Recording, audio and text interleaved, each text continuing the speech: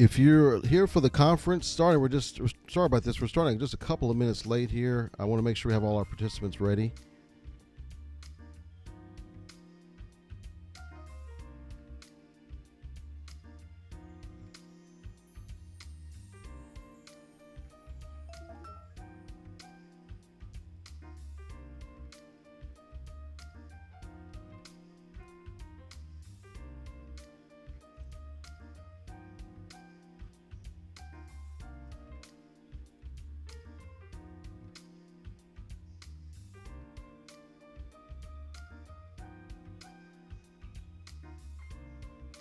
Hi, Rollis.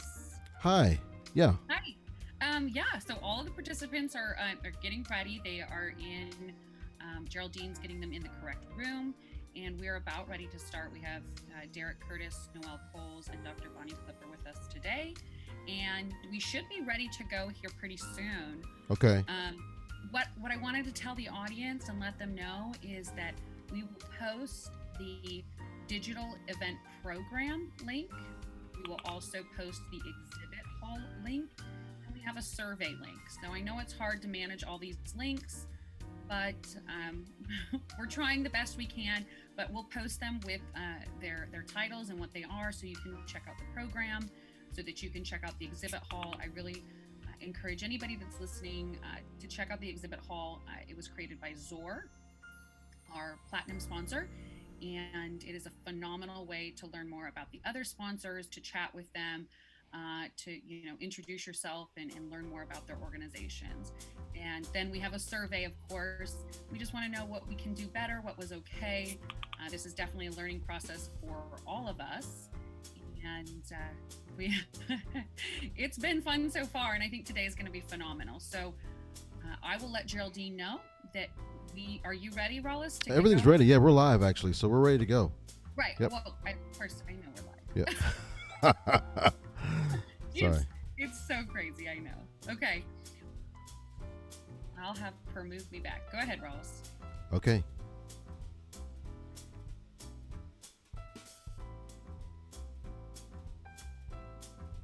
So just looking for our participants to come into the main room. As soon as they come on the screen, I'm going to switch over to that view, and we'll get right into this. We're talking about the current state of healthcare insight from these nurse leaders. So we're looking forward to having all of them on the panel. The good news is they're here. We're just trying to get them in the right room.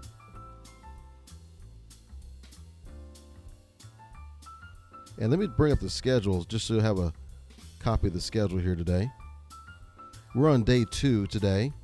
So we have this part in just a moment. It'll start any moment here. We were scheduled at 9:45, so we're not too far behind, just a minute or two behind.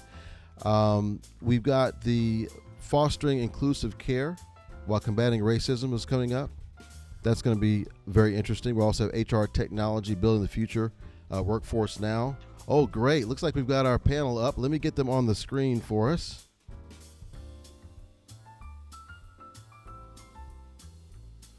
Very good. 1 second here, guys.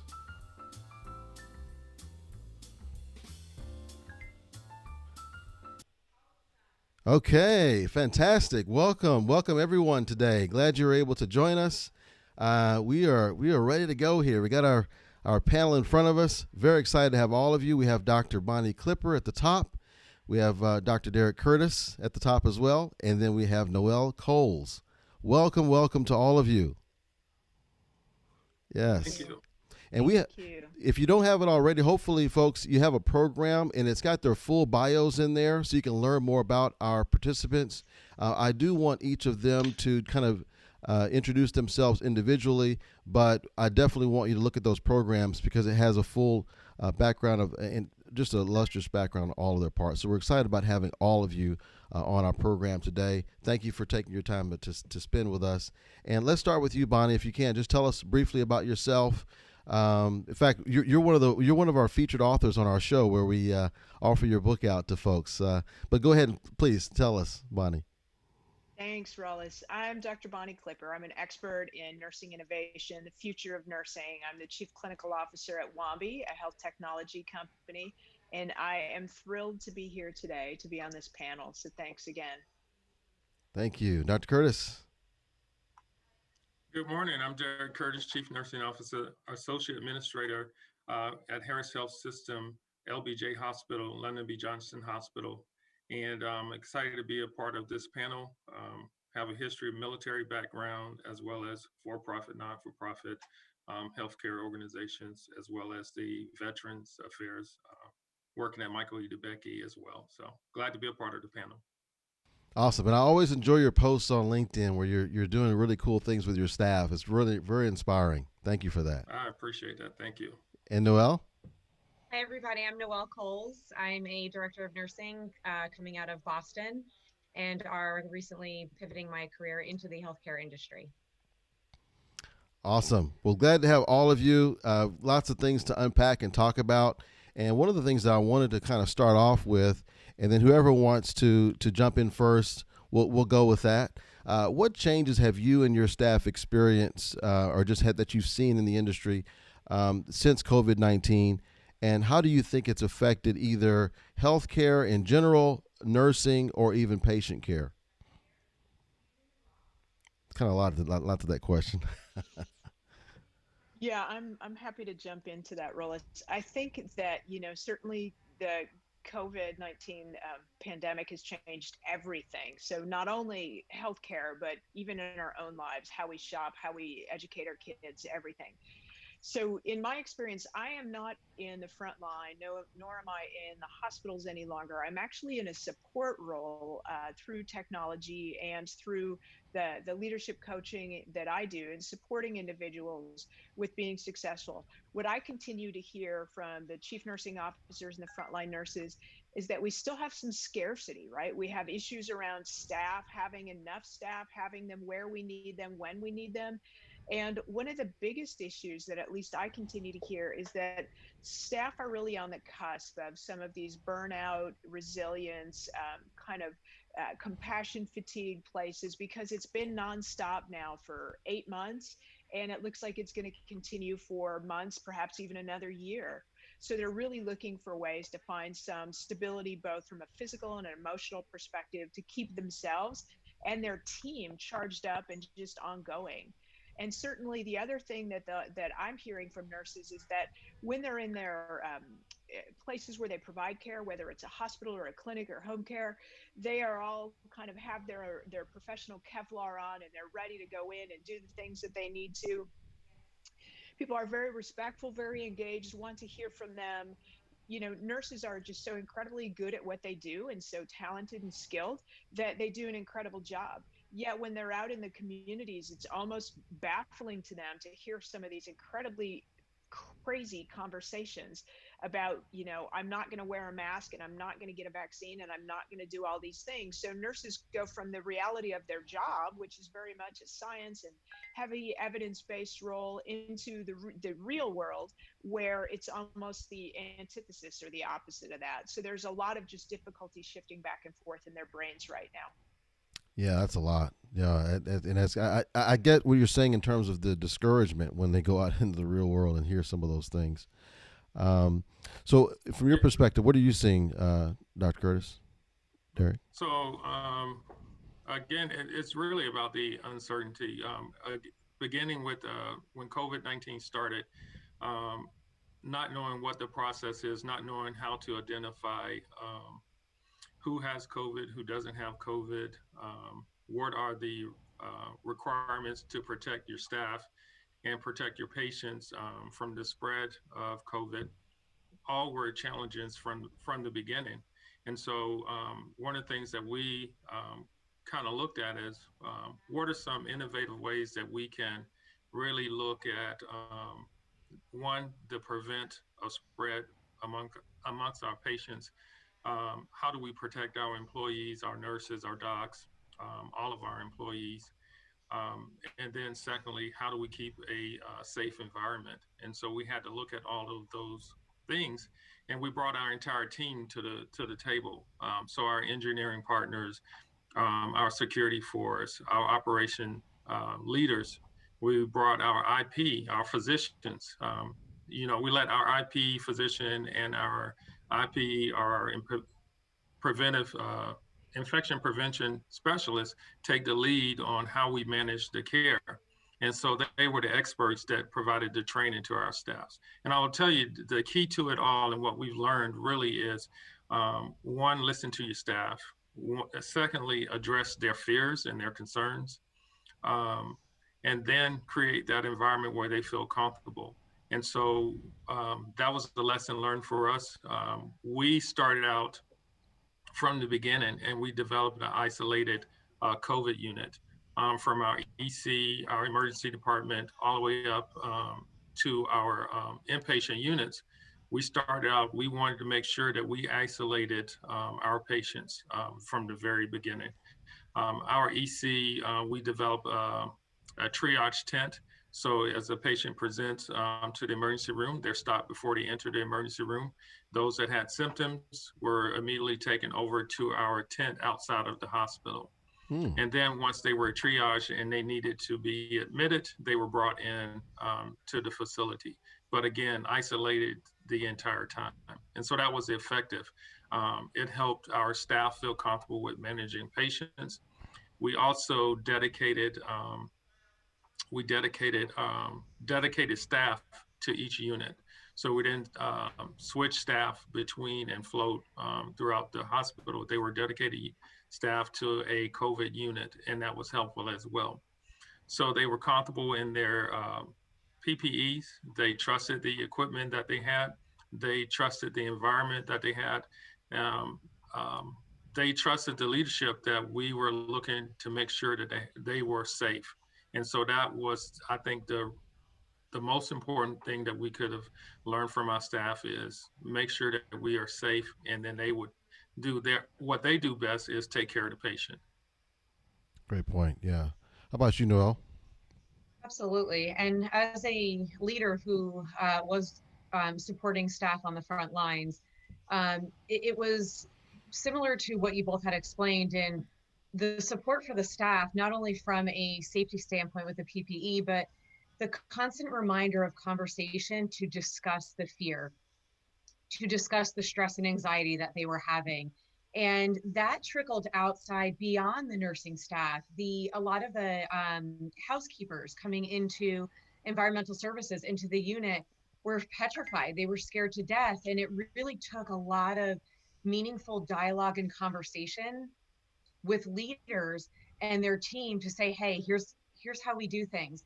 And in real time too, it's within the realms of the unit, and not just in a room of learning how to don and doff, but actually taking them into the area of where these patients are cared for. And it was really amazing to see when you don't know the incredible amount of fear you had is surmountable. But when you know, you really can see the guards go down of, okay, I can do this.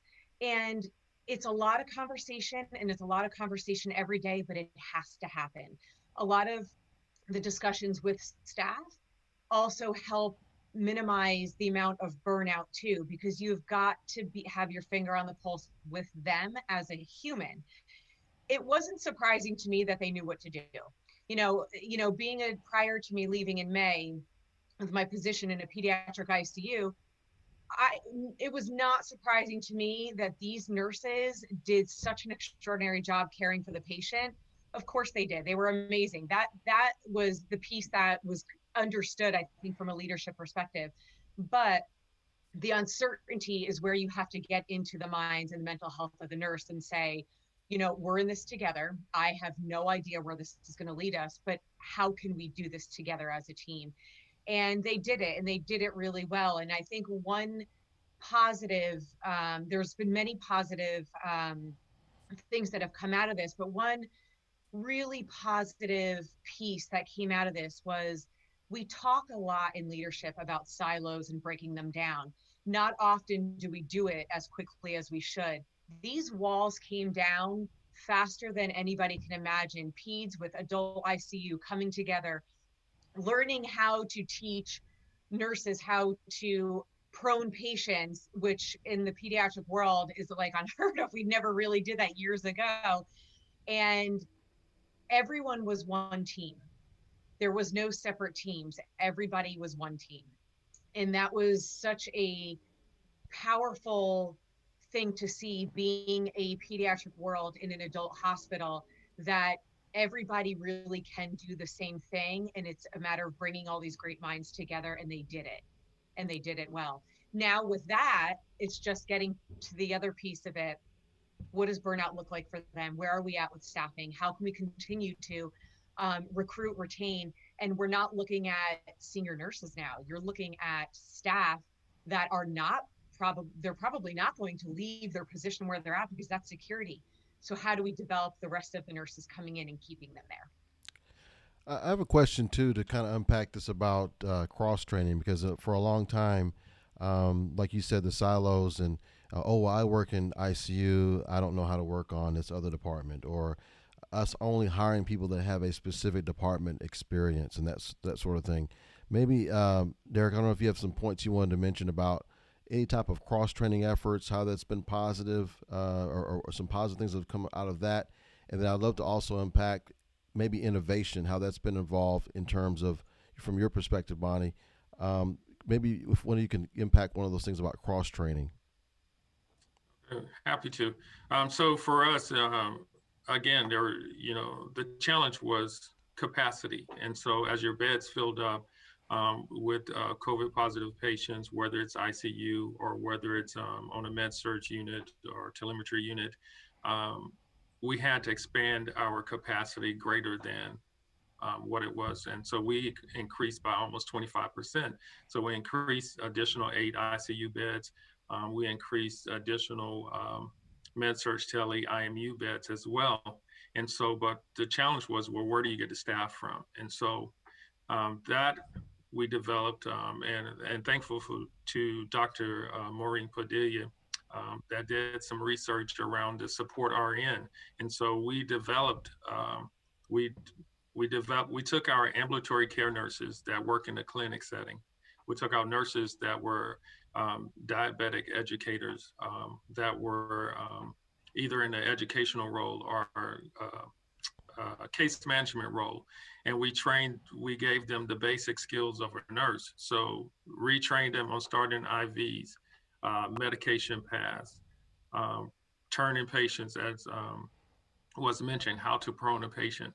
And we used them, once we trained them, we put them in the setting with the nurse that had the skills to manage the patients, and they became that support RN. So the nurse can function on the patient, but then have additional resources that can come and start an IV, or can help turn a patient, or can help do an assessment on the patient and document. And so those were the resources that we had. So for us, we brought in about 36 RNs from the ambulatory care specialty area that came into the acute care setting and were able to help us manage those patients. So that was huge for us. And then from an innovative standpoint, we were sitting in a conference room and we're talking to our director of engineering. We're like, hey, we really need more isolation rooms. And so his team went out and we went into our emergency department, and they were able to configure what we called our Go Pod. And they turned the entire 16-bed suite into a negative pressure environment. So all rooms were negative pressure. The entire open nursing station was also negative pressure. So the staff felt comfortable. They didn't have to wear their full PPE the entire time that they were on that unit. So that was very innovative, and it gave the staff and our emergency department the comfort and the security that they could provide care for the patient without worrying about their own safety. Oh, love that. That's great. How about you, Bonnie? Well, from the innovation perspective, I actually just had an article that came out on this Monday in Nurse Leader to talk about just the growth and the explosion of technology and the rapid adoption here during COVID. So what I'm seeing is that we now have companies that are really doing some crazy, amazing stuff on using virtual reality to educate staff. For a variety of reasons, right? We can't really bring large groups of people together in a classroom anymore. And it's also very expensive when healthcare organizations are struggling with budgets right now. So virtual reality, it has an incredibly cool place and a utilization, a way for us to demonstrate competencies with near perfection in terms of what it can capture on a skill set. We're seeing that being used not only in orientation in hospitals across the country that are choosing this, also schools of nursing are adopting virtual reality as the top tier form of stimulation to determine skill sets among their students. And there are right now states exploring utilizing virtual reality as a way to potentially enhance the students' ability to provide clinicals, since in some states, they're not able to get hands-on clinical experiences for students, depending on whether or not they're a hotspot. So I see a lot of that. We know that we've had exponential growth in telehealth. So certainly that increases the market for telehealth nurses, for nurse practitioners, as well as PAs and MDs in that space. So there has been a lot of growth there. We're also seeing an explosion in robotics, right? So there have been service robots on the scene for probably the last 5 to 8 years in healthcare, growing like crazy. And predominantly, the number one thing that's actually growing is the use of UV light robots. Not only hospitals are employing more of these, but also stores, schools, hotels are using these robots now to roam around and blast within 99.999% cleanliness and disinfection rates, clean environments. So we're seeing that. Remote monitoring. This is an area that has been tested and utilized for probably the last 18 months, growing like crazy right now. So where this is taking us is that health is going to move, healthcare will move outside of the walls of hospitals and very quickly is ending up in patients' homes. We now can do remote monitoring for ICU patients, IMC patients, telemetry patients in their homes. So we will continue to see that shift in that direction to keep these patients out of hospitals, which are really going to continue to be sort of that most dirty place. That's not really the best word, but so many patients don't even want to go into a hospital right now, just because they're concerned that they're going to subject themselves or their family to getting COVID there. So a lot of growth in technology and innovation. And clearly this is a space that nurses have an opportunity to immerse themselves and learn more. And organizations have, I think, the responsibility to help go through that hand in hand with their nurses, so that nurses understand what the technology is, how it can help them. It isn't stealing jobs, let's be honest. It's a force multiplier right now, and it's a very strong safety mechanism right now. So we really just need to work through some of that education and development to have people understand what it can do, how it can do it, and then bring nurses into the design and development as we implement this more. So tremendous opportunities in this space. Bonnie, you brought up a great point when you talked about nurses immersing themselves, because as we know, for many years, nurses are the MacGyver of creating things. They are constantly at the bedside, finding ways to improve what they can do. And, you know, similar to what we would consider workarounds, but these are ideas that you're like, wow, this could work. And they have so much skill as what we call the MacGyvers. Taking that and immersing them into the world of innovation is, again, is so instrumental to where healthcare is absolutely going to go. You bring this amid to the COVID times, the way that these nurses, it was amazing to watch them construct the way the rooms were, where the patients were, the lines and equipment outside the room. What do we need to do to get this here and there and everywhere? And that is engineering at its finest with nursing. And I would love to see that nurses come out more in that world of innovation to really take that skill and start bringing it to fruition. Yeah, we're seeing a lot of growth. I mean, I have nurses reach out to me all the time that say, hey, you know, we just did this thing in my hospital. And Noelle, you must have read the book that we wrote last summer, because absolutely nurses are MacGyvers, right? And this is what they do. And we do it, we call workarounds, right? We're positive deviants. And we do that because we do whatever it takes to care for our patients. And for so many years, nurses have done this, but it's been hidden under a barrel because they're afraid to get written up or in trouble because it's not what the policy says and it's not what we're supposed to be doing with these supplies. but we do what we have to do to care for the patients.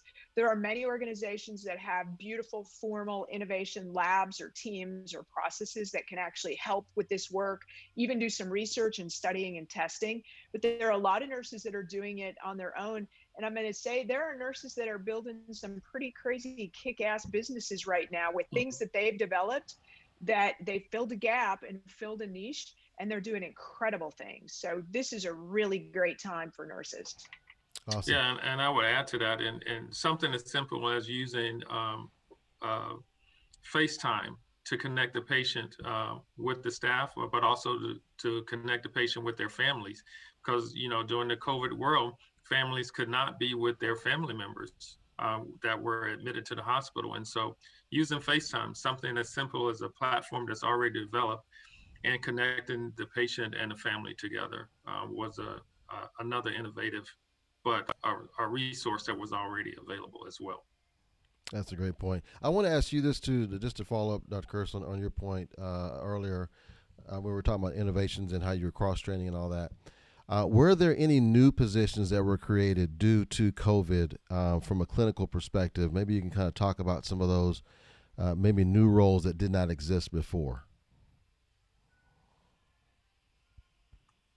Well, when I think about new roles that were created, not really new roles created, but really just expanding the skill set of the nurse.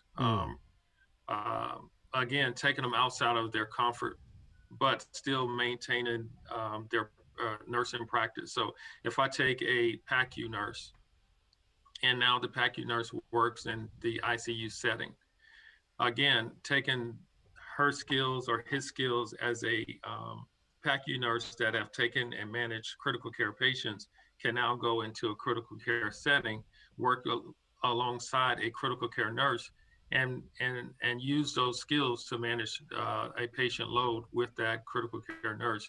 So not really creating a new role, but expanding their nursing knowledge, their nursing skills, to work outside of their norm. Do you think, and maybe I'll thank you for that. Do you think, and any three of you can comment on this, do you think in the future it will be less about what department you have experience working in and more about having skills overall as a nurse? Or do you think we'll continue to go back down the track of I only work in ICU or only work in PACU when things kind of level out? From what I see, and again, I'm the external person here, but I am seeing that there's a whole lot of built-in agility that we've always had, but we've put these man-made rules in place ourselves. So I'm not sure I see it going back the complete way it used to be, but it might swing back a notch or two. Yeah, I would agree. I would say going forward, as you think of the next, we're going to go into flu season. And potentially see another spike in COVID-19. Staff now is the time to cross-train staff so that you have those resources available. So if we see a surge in patients or we have to increase our capacity, we now have staff that are ready to step in. So that, again, like I said, that educator can now step into the role of a med-surg nurse. Going back to the basics, we have to stay ahead of the game. Excellent. Noel, you're going to say something? No, I absolutely agree with him. And I feel like exactly to what Bonnie was saying, you are going to see a little bit of a notch of going back, but times are changing and healthcare is evolving in a completely different way. And once you start to add in innovation to that, everyone's roles will start to shift differently. The pendulum is shifting. And Rollis, to add to that, I think not only is now the time, as Dr. Curtis said, to cross-train, I think now is the time to take a look at your care models and get focused on how you can change those. I mean, I think that anybody that we can move outside of the hospital and care for and monitor safely in their home, we really need to be working on that now. That's awesome. And I'm going to ask those in the comments. Thanks for all the comments because I've got lots of feedback so far. Lots of folks who are checking in. Thank you for doing that. And I'm going to acknowledge 2 questions as you have them. So if you have questions before we wrap up, please put those in now so that we can see those. But I'm getting great feedback from Kim LaMontagne, Kendra Ballard, Lisa Pearson. Thank you. I see Tawana Roberts. So thank you. I want to ask you guys this good question, and maybe Derek, you might be or Dr. Curtis, you might be the best person to answer this. What's the amount of time that you think is involved in training a person who's in another department, and we're trying to cross train? So just for other facilities who haven't been doing as much of that, what have you seen has been a reasonable amount of time to, let's say, take an experienced case management nurse, for example, and showing them how to work in the ICU, for example? Let's say they have 5, 10 years experience as a nurse, but just not in ICU, for example. It varies on the clinician and their experience level and what their background has been prior to their current role. But our approach, our system approach was we kind of did it in phases. And so we took those nurses that were closer to patient care or recent patient care, and we gave them about first they had to do didactic training through our online system. And once they completed that, we put them in a skills lab. And so we had system educators that provided the training for IV starts, for medication review, all the different skills that we need for that particular nurse at the bedside. So that was a week-long training. So if you had to tie it all up, it was about 2 to 3 weeks of training. And then we rolled in the next group of nurses that we were going to use at the bedside. So we started closer to an ambulatory nurse that had nurse med surg experience. We moved them into that program and training. Then the furthest away were those nurse leaders that were kind of far removed from the bedside, but needed education. So that took a little bit longer processes. So we gave them a little bit longer time to go through the didactic portions. Luckily, we didn't have to utilize everyone, and we were prepared. So even myself, as the CNO, had to go through the training and make sure I knew how to chart, make sure I knew all about Epic. We use Epic as a charting system. Brush up on my skills as to start an IV. Whatever I can do to help our staff, both myself, Dr. Padilla, Matt Schluter, the CNO at Ben Top, all of the Tony Cotton, that's over ambulatory care, we all had the expectation that we would be prepared to step in and help our staff. That's awesome. Okay, now I want to shift to the future now. I want to get your thoughts on what does the future look like in terms of, from what you see, if we go over the next either year or to 5 years ahead of time, what does patient care, nurse care look like? And whoever would like to start on that, I'd like to go with that thought. We'll piggyback on it. I think Bonnie has hit it already. She talked about it. Hospital at home, telemedicine, reaching out, bringing healthcare to the patient. I think you're going to see in the future hospital without walls for sure.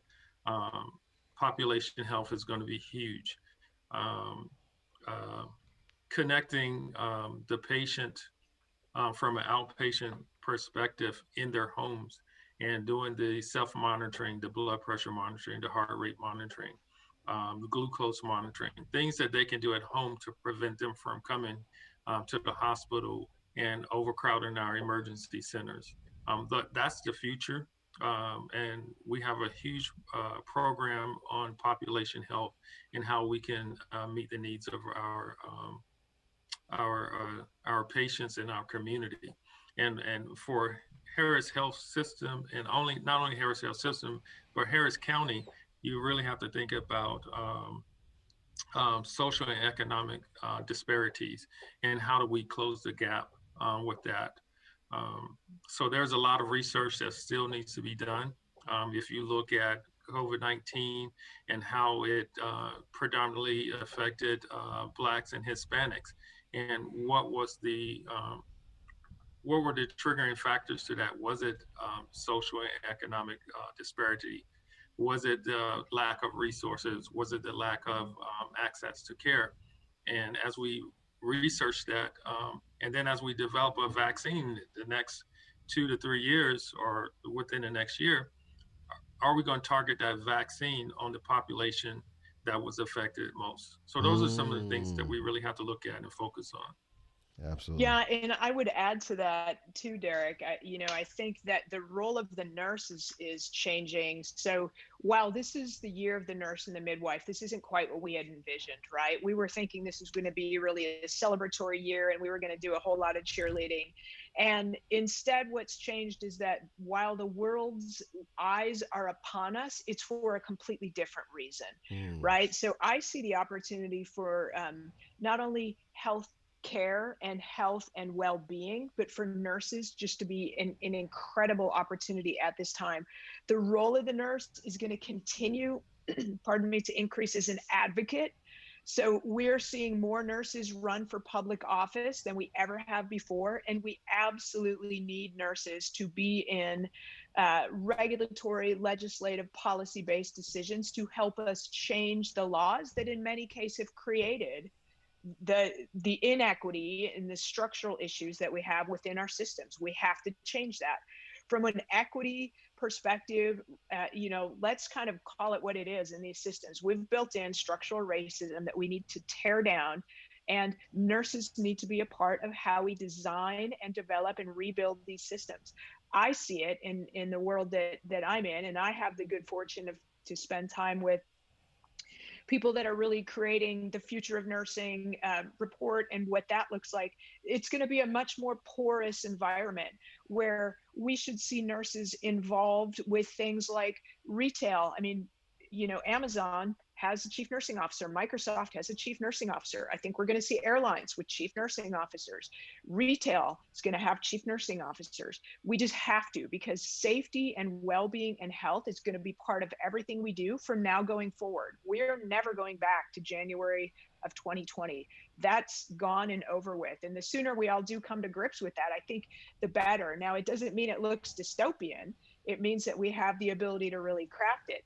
I think we also are going to see healthcare organizations, a lot of hospitals and clinics actually prescribing things like food and vegetables and fruit and giving out those items that so many do not have access to in their neighborhoods, right? Many of us just take this stuff for granted. Everyone doesn't have access to fresh fruit and vegetables, and we talk about it and talk about it, and for 10 years it's been on our population health roadmaps. We've not moved the needle one bit.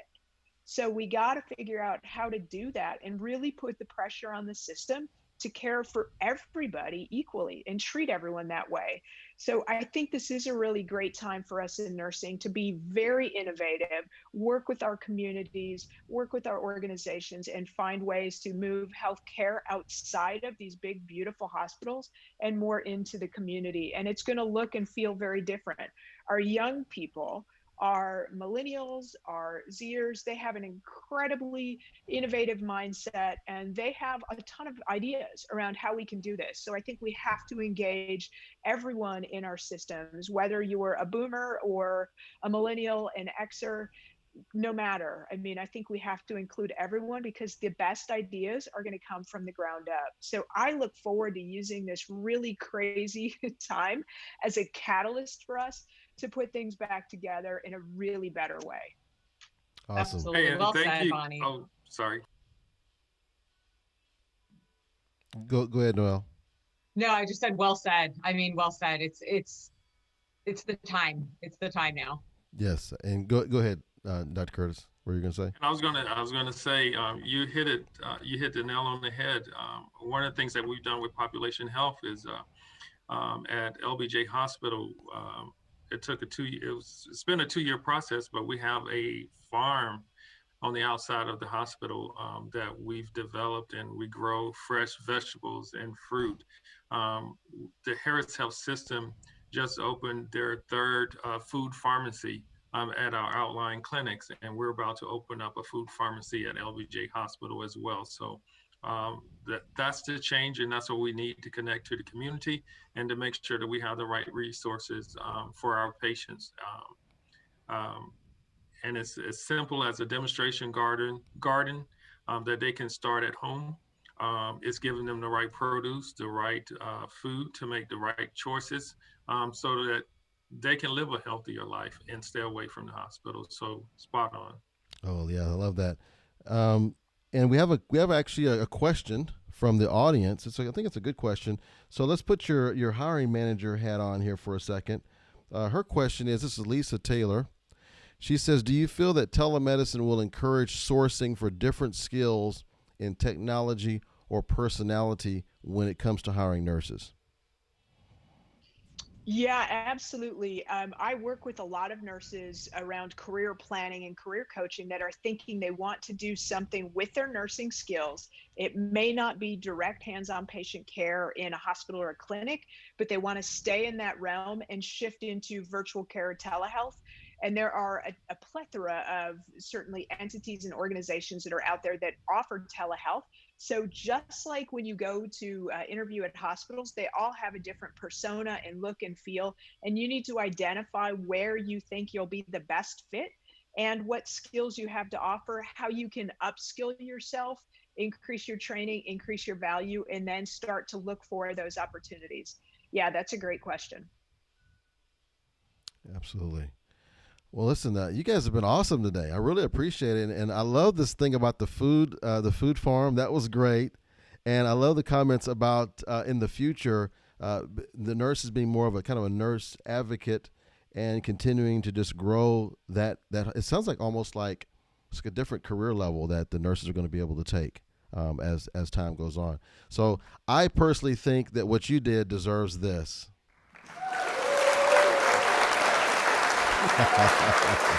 So since we don't have the crowd for you, at least I can give you that, right? Awesome.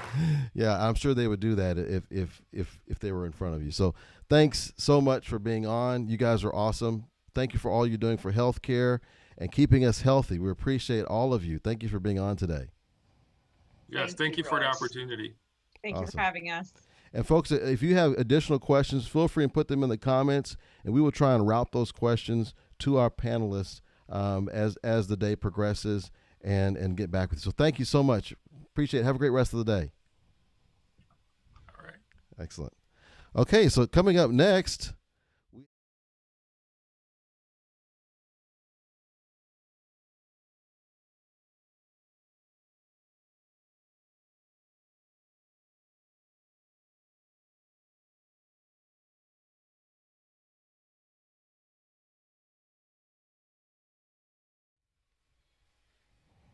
Let's give our attention to Miss Wicks. Thank you.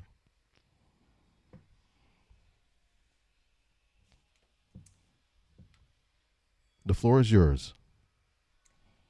Well, good morning, everyone. Thank you so much for having me this morning. I'm Imelda Wicks, and I'm the Program Director of Diversity, Equity, and Inclusion at MD Anderson. I have over 15 years of experience working in D&I, and today I'll be presenting to you on fostering inclusive care while combating racism. The objective of today's presentation is to share with you some practical ways on how you can address racial inequality and racism at all levels of your organization. I will be sharing with you what we've done at MD Anderson as best practices, considering that we have been benchmarked across the nation in D&I best practices and have been recognized as a top performer in healthcare. 2020, we received the recognition from Forbes as the best employer for women. Also in 2020, Forbes best employer for diversity. The same year, Healthcare Equity Index by the Human Rights Campaign, best place to work for disability inclusion, and best place to work by employees and choice, Glassdoor, and other recognitions. And the reason why I mentioned this is because all of the information that we've shared with you, we've shared at the national level with all these different organizations and the practices and procedures that we follow here. So I thought this would be something that might be useful considering the conversations we're having nowadays in our institutions. And I want to start with this image, and I want to see how many of you grew up being taught this. You know, we've been taught to avoid talking about politics and religion, And this has led to a lack of understanding of politics and religion. What we should have been taught was how to have a civil conversation about difficult topics, including race, racism, and equity. So, I think that in our society, we continue this practice where we try to avoid having those difficult conversations rather than growing on our professional development, soft skills, on how to address this and be able to have, as I mentioned earlier, civil conversations. So this is what we are going to talk about today. And so I'm not going to go into a detail on specifics of racism, but rather I am going to focus on the practices across the institution on how to address this topic. As you know, there are 4 levels of racism that, and you can, do some research and you can find methods and more information. Many of you have experts in your organization, D&I, diversity and inclusion experts. Many of you are experts in the subject. So just wanted to highlight that the strategy, the 3-step strategy that we put in place was geared to address these 3 levels of racism across the institution: the personal, interpersonal level, which we were able to develop some training, educational opportunities to help our employees address this particular aspect, as well as the institutional, looking at our policies and procedures, and then at the structural level, also policies and procedures, but also as a healthcare institution, utilizing our Office of Health Disparities to address some of this topic. And so this is the 3-step strategy that we put in place, as you know, about 5 months ago, back in May, the highly publicized acts of racism over the past years, and the recent death of George Floyd that weighed heavily on our minds. We live in a very diverse world where more than ever before, employees feel the need to have discussions on race, topics related to diversity and inclusion, ethnicity at the workplace. Leaders in today's society need to be capable to carry a healthy conversations about race and racism in the workplace. For many employees, the workplace is actually the first opportunity to communicate with someone who speaks a different language, who looks different than them, who is from a different socioeconomic background or is from a different race or ethnicity. Therefore, it is crucial that we take this opportunity to make sure that we have healthy institutions and healthy interactions with our employees. And the role of us as leaders, supervisors, managers, all of us at all levels of the institution is crucial in creating a positive environment in our workplace that have also an impact in our society.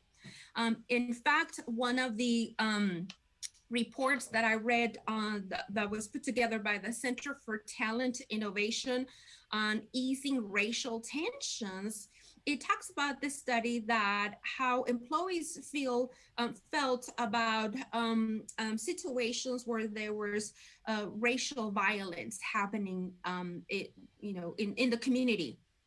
And so one of the things that came out of that study, that report, was that employees consistently reported that leaders think that responding to racial violence happening in the community or at the national level is a distraction for the business, when in reality, the silence is a much greater distraction, where there is that elephant in the room that nobody wants to talk about it.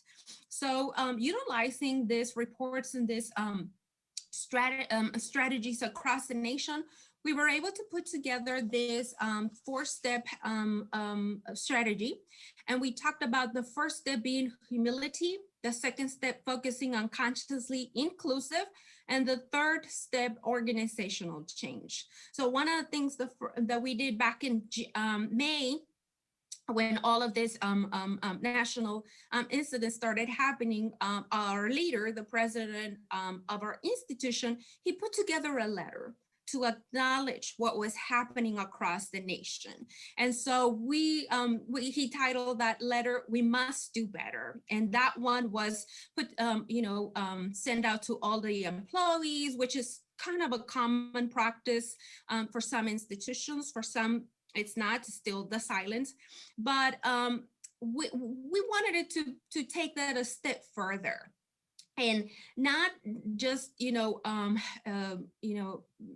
having the letter being publicized, but utilizing that message as an opportunity for our leaders to have conversations with their teams.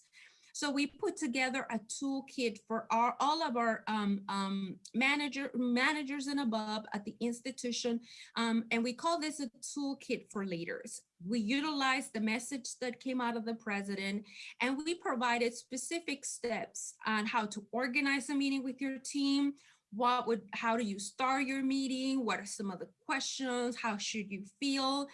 And then being able to utilize this letter to during your staff meetings, so that you can have these conversations with your members and making this available.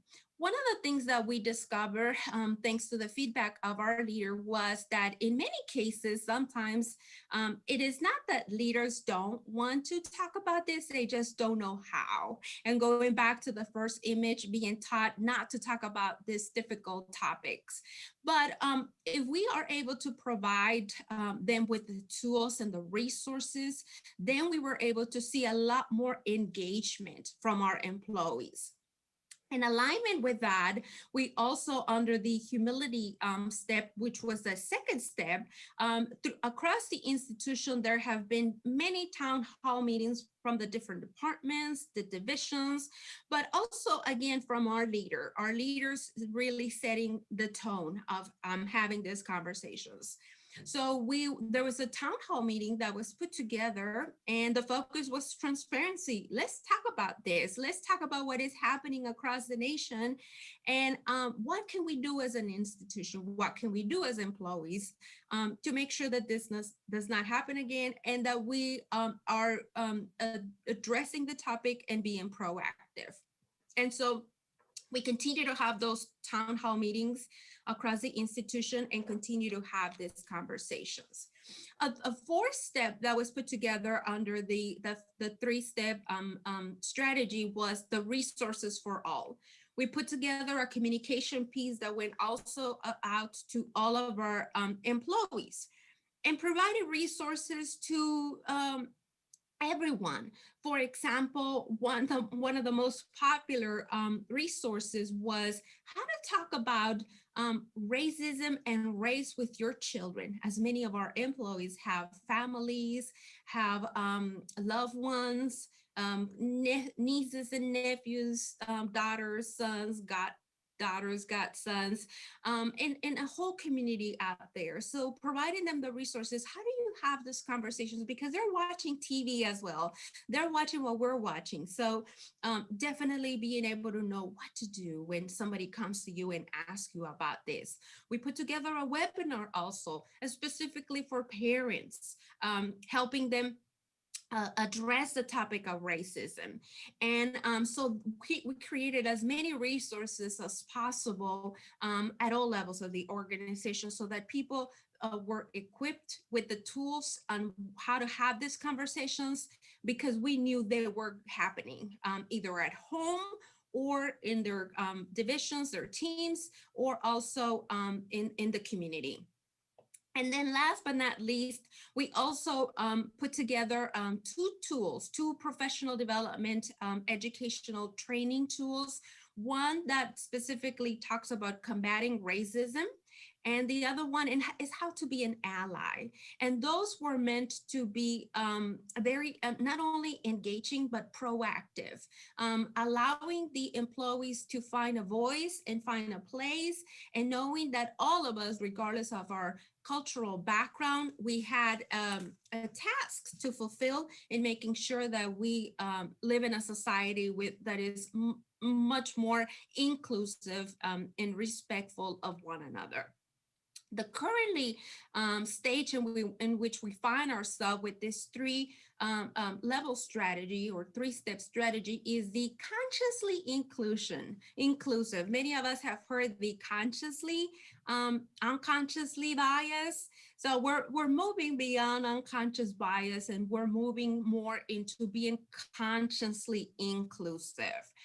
And so updating all of our training, and so that the unconscious bias is not a passive training where you just discover that you have biases, but moving it a step further and saying, okay, I understand that, we know that we have all biases, but what do we do about it? I think that's key. Employees want to know, what can I do about it?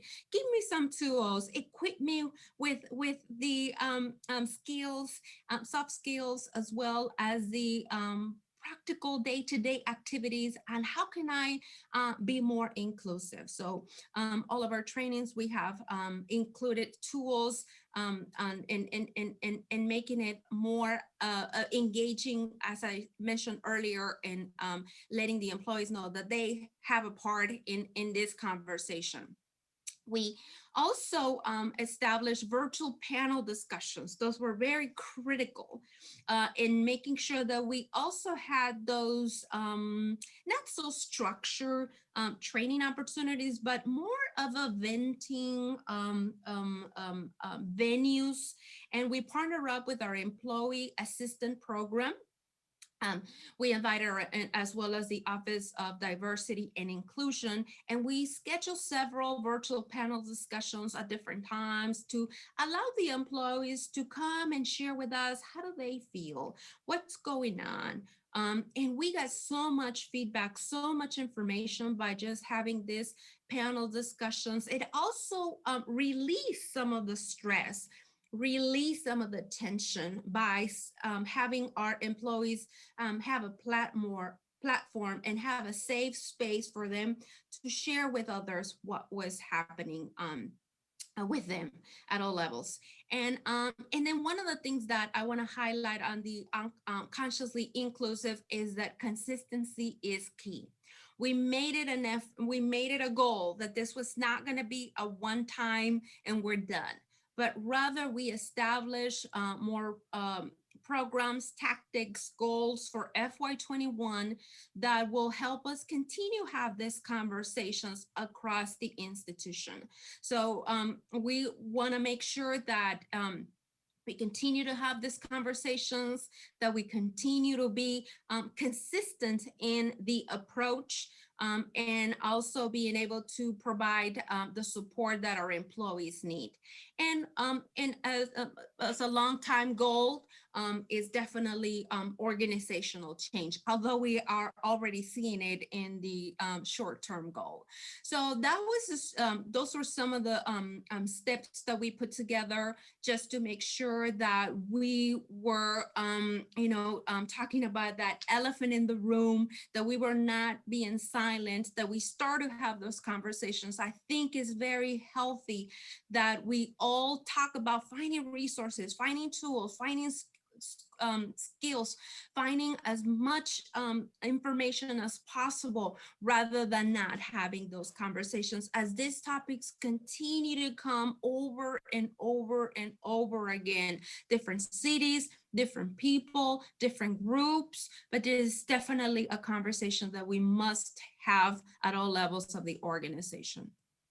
And there's some tools that I wanted to share with you. And this is a one that I really like. I want to make sure that many of you are very familiar with this, but this was put together by Korn Ferry.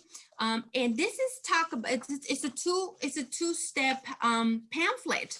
And specifically talks about racism. But what I liked about this tool is that it provides you examples. It provides you examples of what can you do? What can I do? What can Imelda do to make sure that my team it has this information or receive this information, and that we're doing the right thing, or that we are having these conversations, and that we are being active and proactive. So this is one of the um, um, um, tools that they offer. They definitely have a whole program specifically talking about racism, and it's called Racism Matters. And so this is one of their action items. The other one is, where can I start? I think that's the difficult part for many people in the organization. Good intentions, they just don't feel equipped. And so where can I start? What are some of the things that I might be able to do right now? And so this definitely is a great tool. The American Hospital Association also has put together wonderful tools. The AMC also has created wonderful tools. We are overwhelmed by the amount of tools that are available. So the tools are there. We just need to make them available to our employees. And wanted to share some other personal tools of mine that I've utilized in the past. RaiseWorks, I like this one in particular because since nowadays we continue to work in a very virtual setting. So this is a series of videos that talk about race. It's very educational. The talking about race from the National Museum of African American History and Culture has wonderful, wonderful tools as well. One that is kind of old, but is still one of my favorite ones is the Race, the Power of Illusion. Has a whole website, has interactive tools online, has great resources, videos, there's a book, there are quizzes, there's lots of tools and things that could be used for that.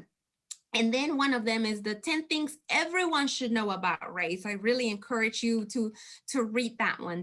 The 10 things that everyone should know about race. This was also put together by the Race, the Power of Illusion. And then, as I mentioned earlier, creating toolkits for your different levels of your organizations, your managers, everyone across the institution. And I made it to my time. And so this is what I had to share today. I hope this was useful. I hope that, that we continue to advance a culture of inclusion at our institutions, but above all in our country, that we desperately need it more than ever right now. Thank you so much.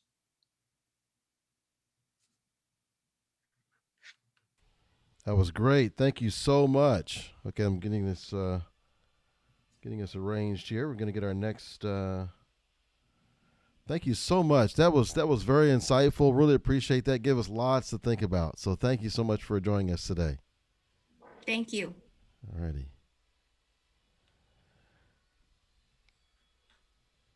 Okay, everyone. So we are moving on. Let's see. I forgot to look at my schedule again to see what section we're supposed to do our break. Hopefully I'm not ignoring that. Let's see. Where is my schedule? Let me look at it here. Okay, so next we have HR technology, building the future workforce now. So let me bring that up where you can see it. Very excited about this panel. So we have Dr. Susan Hanold. We have Benjamin Foster, we have Carlos Fernandez, and Dr. Iman Abuzed. So we look forward to all of them being on this panel coming up here momentarily. We'll get them on the screen.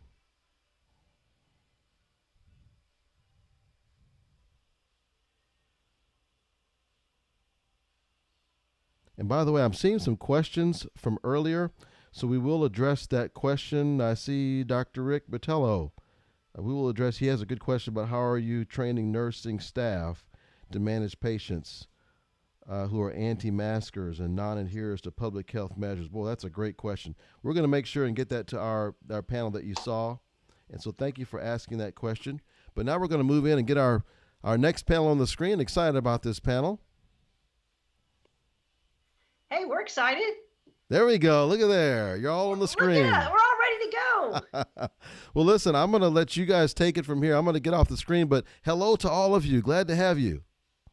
Thank you for having us, Rollis. Appreciate it. Good seeing you, Rollis. The floor is yours. All right.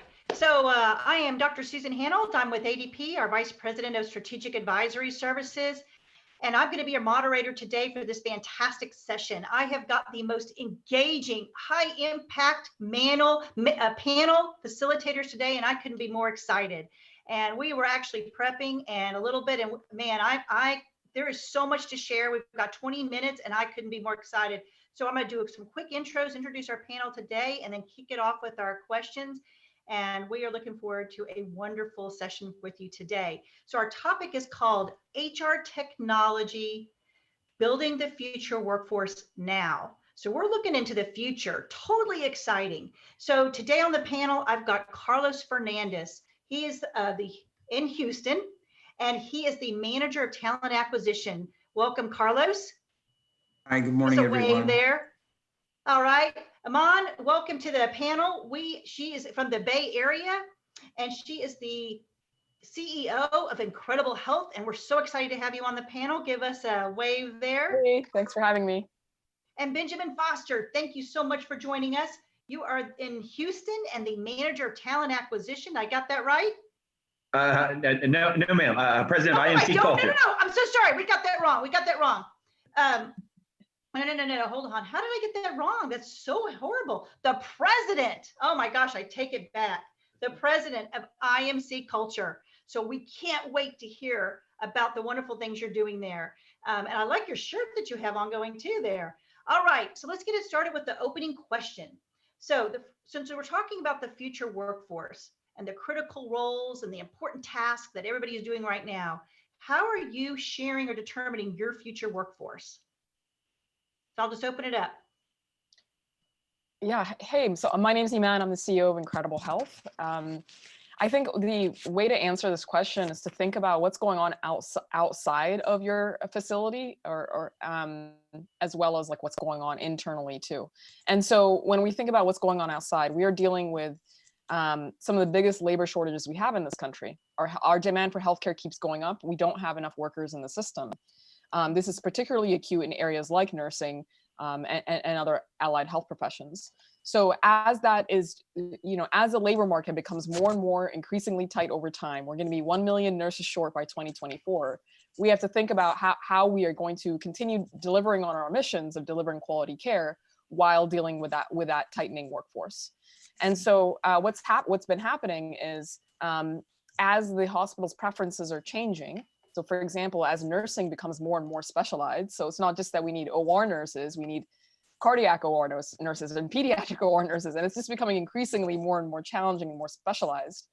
We have to think about which technologies that we can adopt and which processes we can adopt to meet the growing demand and the growing needs of the hospital or facility. The other group to take into account is the preference of the workers, right? So they are also changing over time and into the future. So millennials are now the biggest group of workers in the country.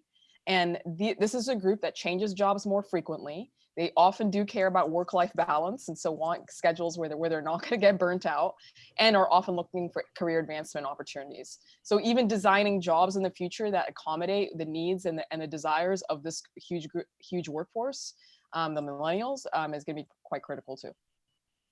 Thank you so much for sharing that. Carlos, Benjamin? Sure. Definitely hit on some points there, Iman. When it comes to how employers are adapting, hospitals specifically, virtual care right now is at all-time high, and how we can meet the candidate or meet the patients where they are. And in return, from an HR perspective, we're taking the same leaps around meeting the talent where they are through AI, through machine learning, through texting, and looking at ways that we can adopt that employee life cycle early on in the process, and then ultimately through their life cycle as we hire talent and then develop talent throughout the process. So we're looking to lean on technology to do that for us, but there's key processes that need to be taken to match up to that. Certainly, we all know you can have a great technology, but a broken process doesn't meet the equation. So it's definitely important to meet with the end in mind, and then at the same time address those particular areas in that context. Yeah, and Dr. Handel, the only thing that I would ask is, so with at IMC Culture, we are supporting a client that's been very aggressive at working with their independent school district or school system and leveraging their pretty cutting edge technology to host virtual career fairs and kind of blow up the model of becoming healthcare mentors for kiddos. And they're leveraging virtual labs, bringing in their workforce to kind of showcase, highlight the different career paths within the healthcare organization. And then really able to, kind of establish a bit of a virtual mentoring relationship through that process, with the ultimate goal of convincing them, one, to join the healthcare industry, and then two, to see them as a preferred employer in their geography. And so that's been pretty neat. And, kind of the silver lining or serendipitous aspect of COVID is that some now healthcare organizations are getting really creative on trying to engage and interact with the future workforce as early as 7th grade, and actually working with the teachers that are willing to kind of influence their curriculum to align with some of those very special needs and traits that they need within their system. So Benjamin, you mentioned kiddos, and all of a sudden I thought about my niece who's in 9th grade, and she said, I asked her, I go, well, what do I need to know as a professional? I'm having a lot of these webinars and these live meetings and with technology. And she says, well, Aunt Susan, you need to know how to use all the technology. You need to start your meetings on time. Don't have technology issues. You need to know how to do breakout groups. And she just said, you need to use it. And I felt like really good feedback, because I feel like that population right now, because they're online, they're going to expect us all to already be past this. So as we're using technology today, I feel like the bar has been raised. It's no longer to say, well, oh, I'm just getting checked in. Oh, I'm still learning how. No, the younger groups are going to be coming in already expecting this. So when you think about your future roadmaps right now, a lot of our digital roadmaps had to get transformed very quickly. I know for us at ADP, our chief technology officer did a presentation the other day and said, yeah, there's a lot of things that were on the roadmap, but now they're a lot earlier. Can you share with me today that future roadmap? What is getting bumped up now for you that's got sped up for you in your roadmap? And Carlos, I'll take it off to you first, and then I'm on second there. Carlos? Sure. I think what we're doing is taking the strides to not only develop our workforce, but then also from a candidate standpoint, external to our organization. And we're doing that through a journey that is looking at quote unquote, know me. So knowing the candidate at the beginning of the process, as we're sourcing that talent, we're connecting with passive candidates. We're introducing them to our organization, in some cases out of market, out of state, et cetera, but then introducing them and knowing them throughout that journey, so that when we hire them, ultimately they're provided other opportunities within the organization, and looking at it from that standpoint. So that's the holistic roadmap. So Carlos, is there anything so how are you getting to know, what technology is helping you to get to know the candidate externally better? So is there any kind of secret sauce you want to share with us, but not give it all to us? Sure. So I think part of it is interactive chat. Certainly we've all gone that, and I say many organizations have taken that leap to, transition on-site events to virtual events, and hosting those through different platforms. Certainly we can add, various different products in that mix, but conducting virtual events is definitely a mandatory now in this environment.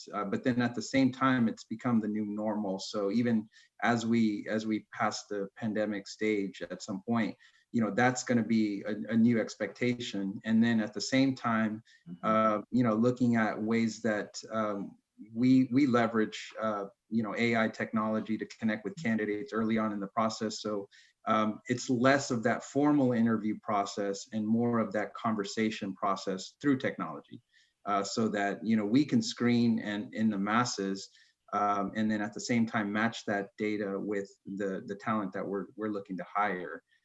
So that's part of that roadmap, where as we then transition into more of a formal consideration process, we're looking at a new ATS, applicant tracking system, and then ultimately then matching that up so that, you know, if Benjamin and Iman are new hires into our organization, Dr. Hanold as well, you know, we then can, you know, build out, okay, Dr. Hanold, what are some of the goals? What are the criteria that you're bringing to the table? And what's that development look like, so that we can funnel that? Now, that is our roadmap. We're still going through a lot of that process, but some of the things that we put in place have kind of positioned us to be successful in that. That's a fantastic roadmap. Those are some great goals, and that's a lot. And I love that you talk about the interactive, having a conversation with the candidates, that personal touch, and deciding, you know, where am I going to have that human interaction? When am I going to have a chat bot? When am I going to have artificial intelligence? And really being thoughtful in that design. That's fantastic. Iman, tell us what you're doing with your roadmap there. Yeah, so Incredible Health, we're a software company. Actually, we're based in San Francisco, and what we are is a marketplace technology. And so we work with over 200 hospitals and health systems across the country, including big ones like HCA and Baylor Scott and White, and many academic medical centers like Stanford and Cedars-Sinai. And when we're supporting them with their roadmap and when they're using our technology, what they're doing is really, you know, on our system, the employers are applying to the nurses instead of the other way around. So we really completely flipped it around, because we're entering a time now where kind of in a lot of cases, like employees sort of have the upper hand, just given the demand supply imbalance. And then, you know, there's a lot of automation that Carlos had mentioned, you know, around automating the screening, automating the matching. These are things that historically have been done manually. You know, like the way we've been hiring in hospitals and health systems hasn't even changed that much since like the early 90s, right? And it's really now rapidly accelerating, where you can use automation to automatically source, automatically screen, and automatically match. And so what that's doing is it's freeing up recruiter time and talent acquisition time and HR time to spend on building relationships, and whether it's with the candidates or with the hiring managers, and just really enabling recruiters and talent acquisition teams to operate at the top of their skill set, because now this, like, I guess, lower skill work has now been automated, right? And so some of the things in terms of the acceleration of our roadmap is some of the things that Carlos had mentioned as well. So we have a sort of like, we have to do it. We called it the pandemic hiring suite, right? And we had to add things like in-app chat. We had to add remote interviewing right away.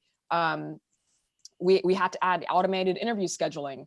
All of these things that kind of accelerate the hiring process and make it a really strong candidate experience for nurses and other healthcare workers is critical to making sure hires happen rapidly and the right people are hired. Fantastic, thank you. I appreciate you sharing those stats at the very beginning, just kind of level setting us with where the population is. So thanks for sharing that. Benjamin, what's happening over in Europe with your IT roadmap there and digital transformation?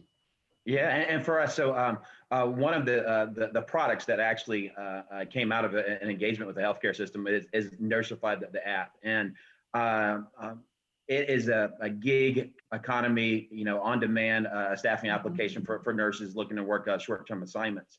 And but what we had to do is actually repurpose it very quickly in 2020 to support internal float pools or redeployment pools. So as across the country, as elective surgeries, elective procedures started to be canceled or shut down entirely, we had a group of highly qualified, highly skilled nurses that oftentimes had great backgrounds. But a lot of the HR information systems don't easily tell you, all right, well, this cath lab nurse has 5 years of ICU experience, and I have an ICU need in a hospital in my system. And so through the tool and application, we sped that up to allow organizations to leverage then this app to staff, place, understand the availability of their own workforce, and to do it in a kind of simple, easy to use platform versus Excel and like every single day trying to figure out, well, who's available, where do I need help of the staff that are full-time employees for them. And it's one of those things that, 2020 has caused us all to work on, as fast as we can, and has helped really drive a lot of creativity in our IT. Well, and I like how you talked about. Ooh, Susan, you're muted. I like what you were saying. I'm getting of course, you got to love a call coming in. I love the ring. What I love is that you talked about the apps and the technology and mobile technology. And I feel like folks that are able to find information quickly. It's at your fingertips, and it's something that I can take with me today. If it's not mobile enabled, if it's not quick to find, it's easy to use. I love that you talked about that new technology and that investment that also looks at the skill. So how can I find that skill immediately or know they have that certification? And it's up to date. Because I find many times if I want to go find skills for somebody and if I have to go put it in, it's lost and it's more administrative burden. So I think that that's something from the future of work and looking at our future technology. That's a great investment, Benjamin. I'd love to learn more about that. So the final words, we've got like 1 minute left. I'm going to leave it with y'all asked me because y'all wanted to talk about how technology in healthcare strategies, how technology is hooking up to the healthcare strategy and also impacting the bottom line. So it wouldn't be a conversation if we didn't talk about the bottom line right now. So tell me how your technology is helping the actual strategy of the company. So I'm going to flip it around this time. Benjamin, we're going to have about 30 seconds each person and open it up. Yeah, well, I mean, from a bottom line standpoint, every time that an organization is able to staff a nurse to work hours and get their commitment, they are maximizing their spend on labor. And so we've been able to really support them with their overall labor management and quickly identifying staffing the nurses that may have been called off because that unit or business was shut down. And schedule is everything right now. So Aman. Hospitals and health systems are using our platform to hire nurses in consistently under 30 days. Right now, we're averaging 12 days. The reason that matters for the bottom line is hospitals run on thin margins. And when they are understaffed, they're spending on temporary labor, they're spending on overtime, which really, really eats into the bottom line. And so they're under a lot of pressure to fill permanent positions more rapidly in order to reduce the costs in these other areas. Carlos? I have to agree with Benjamin and Iman. That vacancy cost for nursing right now is that's definitely a huge investment. So for us, our interactive chat, we hire average 30 RN hires per month on a low month, and then 5 to 10 weekly through our interactive chatbot. And then really just to level out, during this pandemic time, 1 in 3 people, according to a recent survey, have indicated they won't interview on site. So it's really just become an expectation at this point for candidates and employers. Wow, I cannot say I learned so much just from this group right now. I mean, y'all are powerful with your stats right now. I'm just blown away. Y'all, I hope that the folks that are listening in today take advantage, network with you, reach out to you if they have any questions. And I want to thank you, Carlos, Aman, and Benjamin, for your time today, volunteering that time and being a great network of powerful resources. Thank you so much, everybody, for joining our session today, and be safe, everybody. Thank you. Thank you. Be safe. Thank you, everybody. Don't jump off just yet, guys. I want to thank you. Let me give you guys a round of applause. Thanks, Carlos. There you go. Thank you so much. Really funny. That's for you guys. And that's also for Imelda Wicks too. She did. I didn't get a chance to do it for her, but all of you did fantastic. Thanks for all of your great points. And I know you got a virtual booth here, Dr. Abuzaid. So definitely anyone who's interested in learning more about Incredible Health, we encourage you to take a look at their virtual booth. Great organization, what they're doing to help hospitals to connect with these nurses faster. So thank you all for being on today. Carlos, Benjamin, Dr. Hanold at ADP, thank you so much for coming on. Really appreciate you. And I'm going to actually do a quick tutorial on the virtual exhibit hall during our break.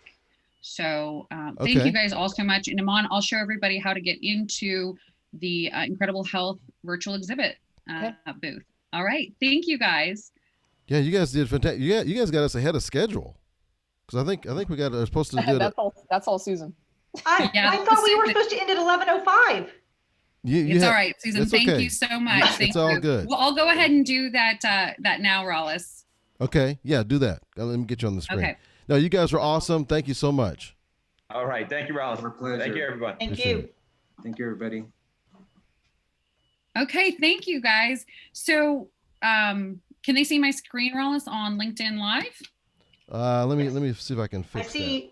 see you, but I don't see the screen. Yeah, I'll get you Okay, a now screen we up here. I'll get you a screen here in a second. There we go. Yeah, All there we right. go. Now it's Okay. on the screen. So this is the virtual exhibit hall for the HR Max 2020 conference, and these are our sponsors for this year. And ZOR created this amazing platform that they usually use for virtual career fairs, and it has an amazing functionality. So what I'll do is, since Simon is on, I will go to the Incredible Health virtual career booth or virtual exhibit hall booth. So this is all about Incredible Health. Here you'll see a clip. Sorry, it takes just a second because I am streaming. So here you'll see a clip of Iman actually on Yahoo Finance on TV. So you can click there and watch it. This is about what they do. Their motto is they flip the script, where employers apply to nurse candidates who are actively looking instead of the other way around. And nurses love receiving interview questions. And then here's another video about how one nurse landed his dream job using Incredible Health. Why they decided to come to HR Max 2020 and their location. And then this is the feature that's really neat. This is a chat bot. It is using AI technology. And what you can do, let me make sure I'll restart the chat because I think I went through this one yesterday. But basically, you can chat with this virtual exhibit hall assistant and leave your questions for Iman and her team.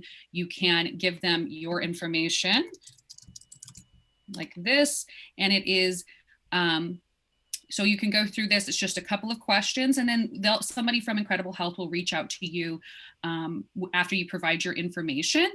And so this is a way for you to get to know more about each company.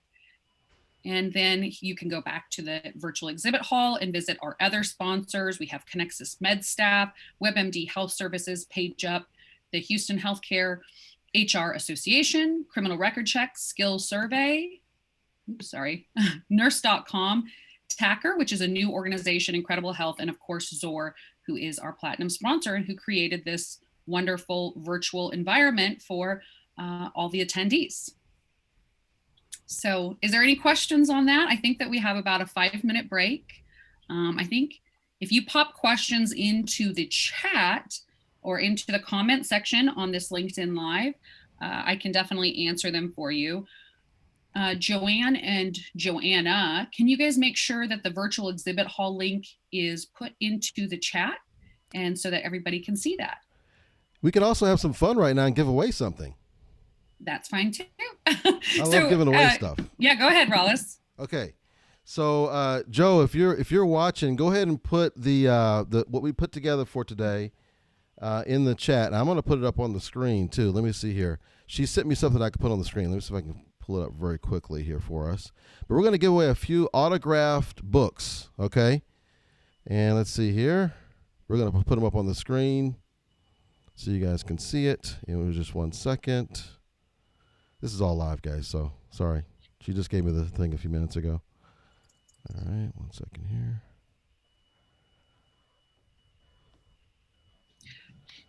And yeah, this is definitely very new for all of us, doing like a live conference show, but on LinkedIn Live through Zoom. It's a little bit complicated, but that's all right. Well, and also too, just for behind the scenes, I'm gonna show you guys this in a second since we're on a break. But part of the behind the scenes is that we actually. 1 second here. I think I got it already. Okay, good. All right, so I'm about to put it up on the screen. Okay, so we're gonna give away all of this in one bundle. Okay, this is a big one, guys. 1, 2, 3, 4, 5, 6, 7. Okay, you have 7 choices. And I'll give you'll be able to pick at least 2 of these, okay? 2 of these for right now. And then our last giveaway at the end, I'm going to give away all of them in another bundle, okay? So we're going to give away, you get a chance to pick 2 of these from the list. And here's what you have to do in order to get this, okay? So in order to get this, I need you to if this is the first time you're on our show, what you need to do is you need to spell out a word that I'm going to give you. And you have to spell out that word in different comments for each letter. Okay, so what we're going to do right now is the word for today, and again, it has to be each letter for each comment. Health. Health is the word. So I want you to go ahead and type in health, all in separate comments. The first one to do it uninterrupted will win the book. If you get interrupted, you got to start over. So we have some comments coming in, Rollis. There's quite a few people who have visited the exhibit hall and they're all really loving it. Definitely, if you can, please check out that exhibit hall. I know that we put in a lot of time and effort, and the sponsors would really appreciate your feedback and, just some communication with the chatbot, see how it goes, leave them your information, ask them any questions about their organizations, and they will be able to answer those for you. By the way, Charles Carson says, great session. Veronica Williams, great session. Veronica's from, I know she's from Dallas area. I think Charles is from California, I believe. So we got great feedback on this one. Takesha is on watching you, Carlos. She said, great job. Oh, and, Takesha. Dr. Candy Campbell's watching, and Kendra Ballard. Hello, everyone. Thank you guys so much for joining us today. So do we have a winner yet, Joanna? Yeah, she's going to tell us who the winner is in just a minute. I see him still going Okay. after it. I think they're still spelling it. It's always fun. I love it. Well, thank you, Benjamin and Carlos and Susan and Iman. You guys were phenomenal. Your session was wonderful. The insight that you gave was invaluable, definitely. Thank you so much for your time. And we would love for you guys to also check out the exhibit hall, and check out any part of the conference that you would like to. But thank you so much. And all you have to do is click leave room, and then Geraldine can. Do you need them to stay? Well, before they do that, whoever wins, let's see if we get a winner. Let's congratulate the winner real fast. Okay. Yeah. Sorry. And we're gonna clap for the. Sounds like fun. Yeah, we're gonna clap for the winner here. Yeah, real claps. Oh, yes, so, okay. real So claps, we have a winner. It's the winner for today is actually Kendra Ballard. Okay, so let's give her a big round of applause for Kendra Ballard. Okay, and I'm going to do something a little extra for her. Congratulations to Kendra Ballard. Here we go. There's the crowd. We're all excited. We're just so excited for Kendra. All righty. Okay, well, thanks for helping with our celebration, guys. Have a great rest of the day. Thank you all. All right, thank you, Ross. Y'all have a good one. Thank you. Bye. Bye-bye. Okay, so Kendra got a real celebration there. Okay, now we're moving on to the next part, right? Let's see, the next thing on our schedule, time is just flying by. It's 11:15 already. So talent acquisition in 2020, modernizing traditional healthcare recruiting. So we're going to have Gary Marsh and Ann Miller and Michelle Newton and Heather Eusterman on the screen. Let me get them their introductory there we go. There's the introductory page. We have coming up Gary Marsh. He's the Associate Administrator of Learning and Talent Management at Harris Health System in Houston, Texas. We have Ann Miller, Vice President at Memorial Hermann Health System in Houston. Michelle Newton, Director of HR and Talent Recruitment at University of Texas MD Anderson Cancer Center in Houston, Texas. And Heather Eusterman, of VP of Business Development in the U.S. and EMEA. I'm sorry, I don't even know what that is. Europe. Oh, Europe. Okay. EMEA. Page Up, which I know very well, in Alameda, California. Let me get you guys up on the screen. So glad to have all of you. Thank you. And I'm going to get off the screen. The floor is yours. Thank you.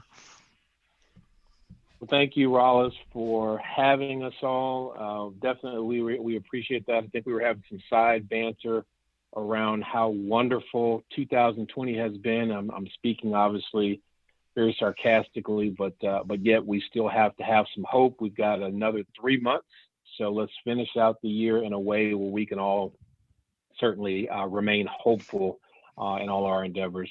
I'm Gary Marsh. I'm the Associate Administrator for Learning and Talent Management with Harris Health System here in the Houston, Texas area. Got a very distinguished panel here today to talk about talent acquisition in the year 2020, modernizing our traditional healthcare recruiting.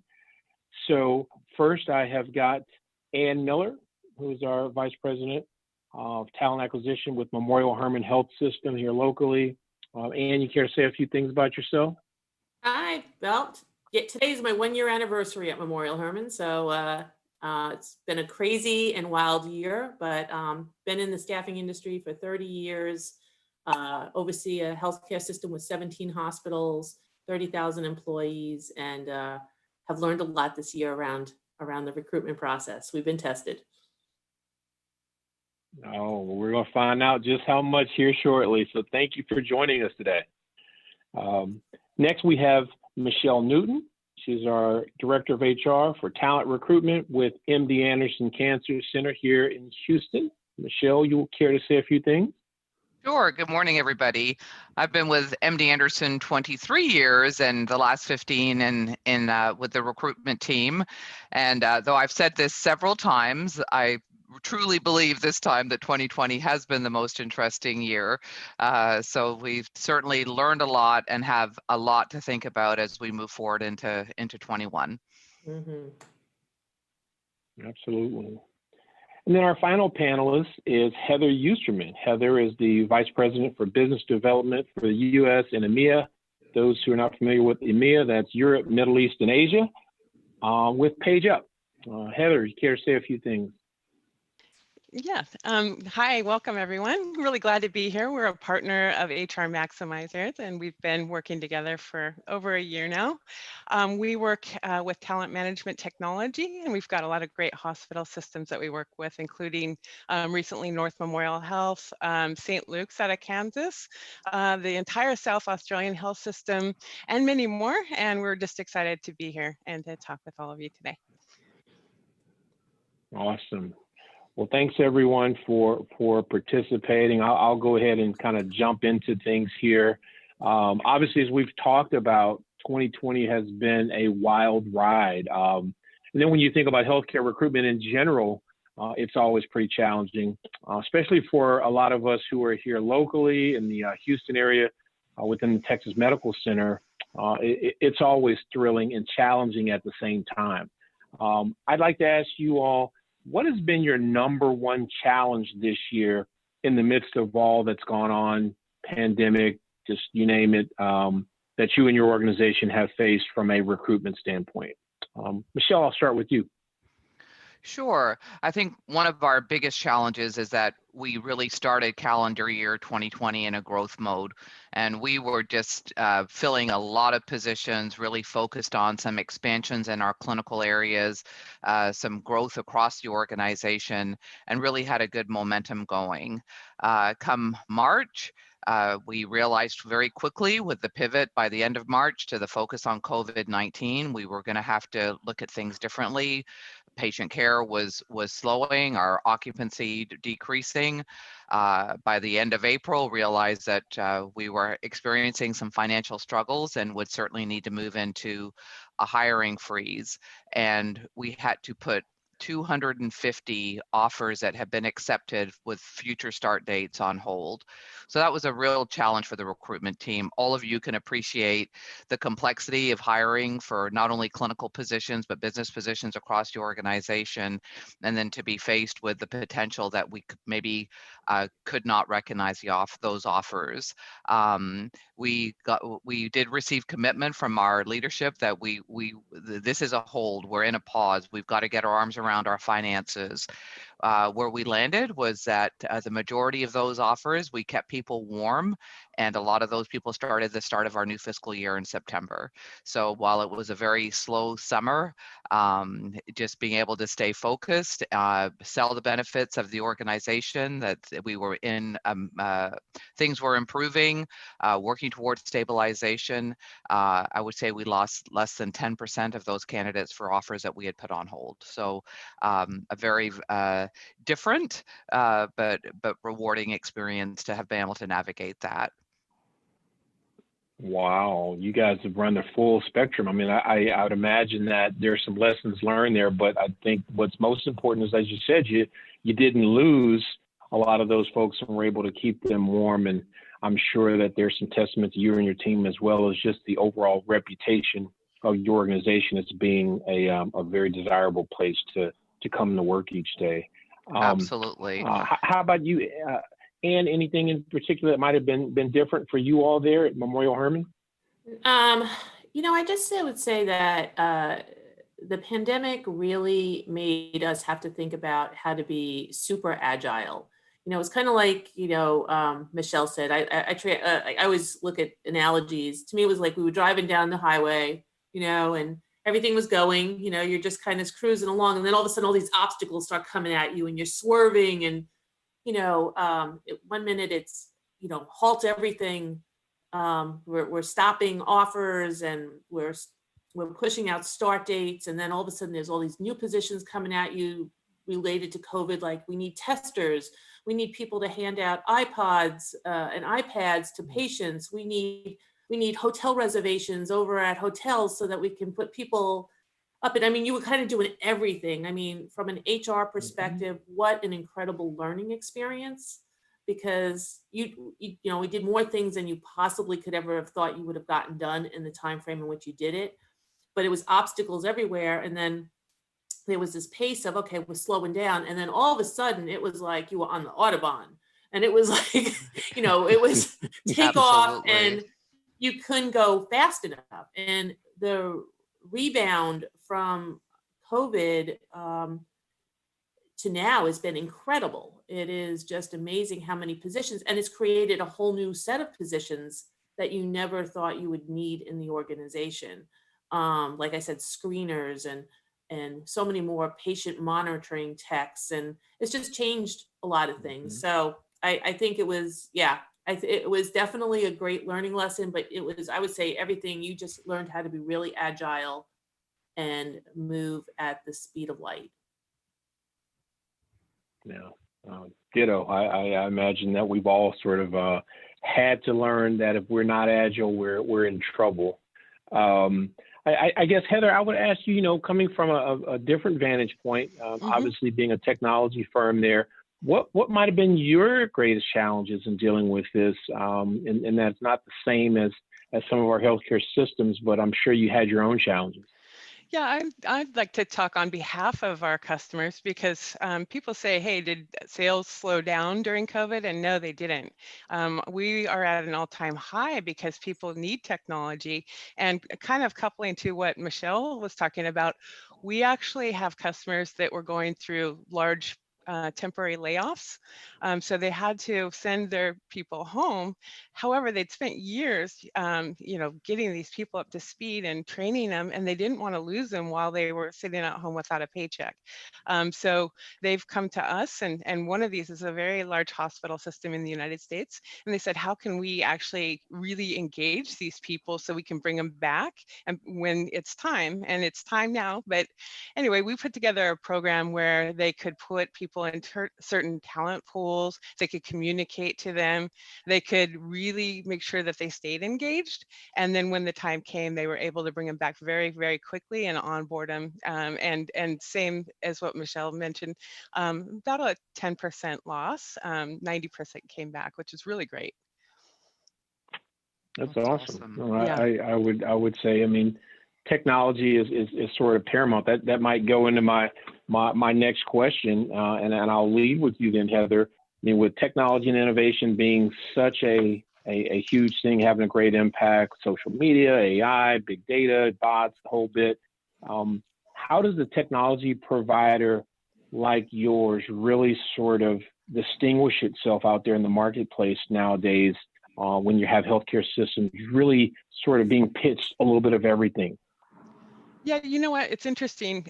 We've kind of pivoted recently, and I've heard the word pivot a lot during this conference. And that is just because things are changing so quickly. What we found, because we're really, our claim to fame is applicant tracking and onboarding, but what we found with healthcare providers and also with corporations, that the battle for talent is before the funnel, before people apply. So we had to really expand. What we realized is people aren't going to company websites or hospital websites to apply for jobs anymore. They're going to Google. So what we've had to do is really figure out how can we grab those people from Google, bring them to our customer sites. When they get to the customer site, how can we provide a really engaging experience that's customized based off of who they are, and keep them there until they actually apply? And if they don't apply, how can we follow them and let them know about future roles, or maybe repurpose them for a role if they weren't really qualified for the one that they came for? And we spent a lot of time with our customers on this piece of it. So it's really something new for us. And there's a lot of AI technology things going on in the background, but it's really trying to figure out how to engage these people and how to get them in the door. And it's really been fun. Yeah, no, I get that. I know most folks now are really kind of going out using some sort of job aggregator or some sort of place that they can go as sort of that virtual shopping experience for opportunities. And so I'd imagine that would really carve out some space for you guys to really be able to make an impact. Michelle, you know, at MD Anderson, what would you say you all have really done to leverage technology to improve your overall recruitment operation? Sure. Well, very similar to what Heather has talked about is that whole employer brand and that candidate experience. So when you do capture candidates, so it's being sure that our positions are in all the areas where candidates are, but when they do come to our website, that there's a good experience and that we are able to capture them. And again, we look at that conversion rate. We want to be sure that we're converting interest into actual candidates that are submitting applications. So that's hugely important. The other piece, obviously, and we've heard it mentioned several times in the last few days, is that virtual interviewing. So we, by the mid-March, we had decreased people coming on site and really had to convert all of our interviews to virtual platforms, which has worked really, really well. But I think, as we've heard this morning as well, that human interaction is critical. So that outreach, those phone calls, those emails have to continue. It's a multi-pronged approach to be able to be sure that we're still having those conversations with candidates, and we're seeing them and they're seeing us, and still building that relationship as with our hiring managers. And I'd say the last thing is data. I've said it several times that there was far more visibility on the 200 positions we started recruiting for over the last couple months than the 1,200 we had at our peak time. And part of that is obviously driven by finances. So headcount is a major indicator of an organization's finances. So being able to send frequent reports to our executives and our finance teams as far as what was hires in the pipeline, future start dates, and really being sure that we could stagger those start dates so that we, again, the impact to the bottom line. So data integrity became huge because your reports are as good as the data that's in your applicant tracking system. So really having to work with our teams on the importance of updating and capturing that data correctly, because there were so many factors influencing when people started. Wow, absolutely. That's great information. And anything different on your end? Just say, you know, the virtual interviews have been great. We've also started doing what I call bringing jobs to life, creating virtual,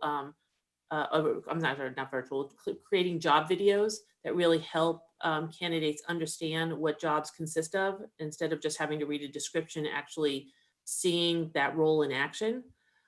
We do a lot of social media. I mean, I can't say enough with social media and just how to really leverage it. So we've done a lot of virtual hiring events. So instead of just virtual interviews, but really using it to talk to the masses of candidates and about a particular position or positions. So we'll have, you know, from, you know, several hours dedicated where we'll have 15 of our recruiters online and they're answering questions about an assortment of positions to help candidates understand.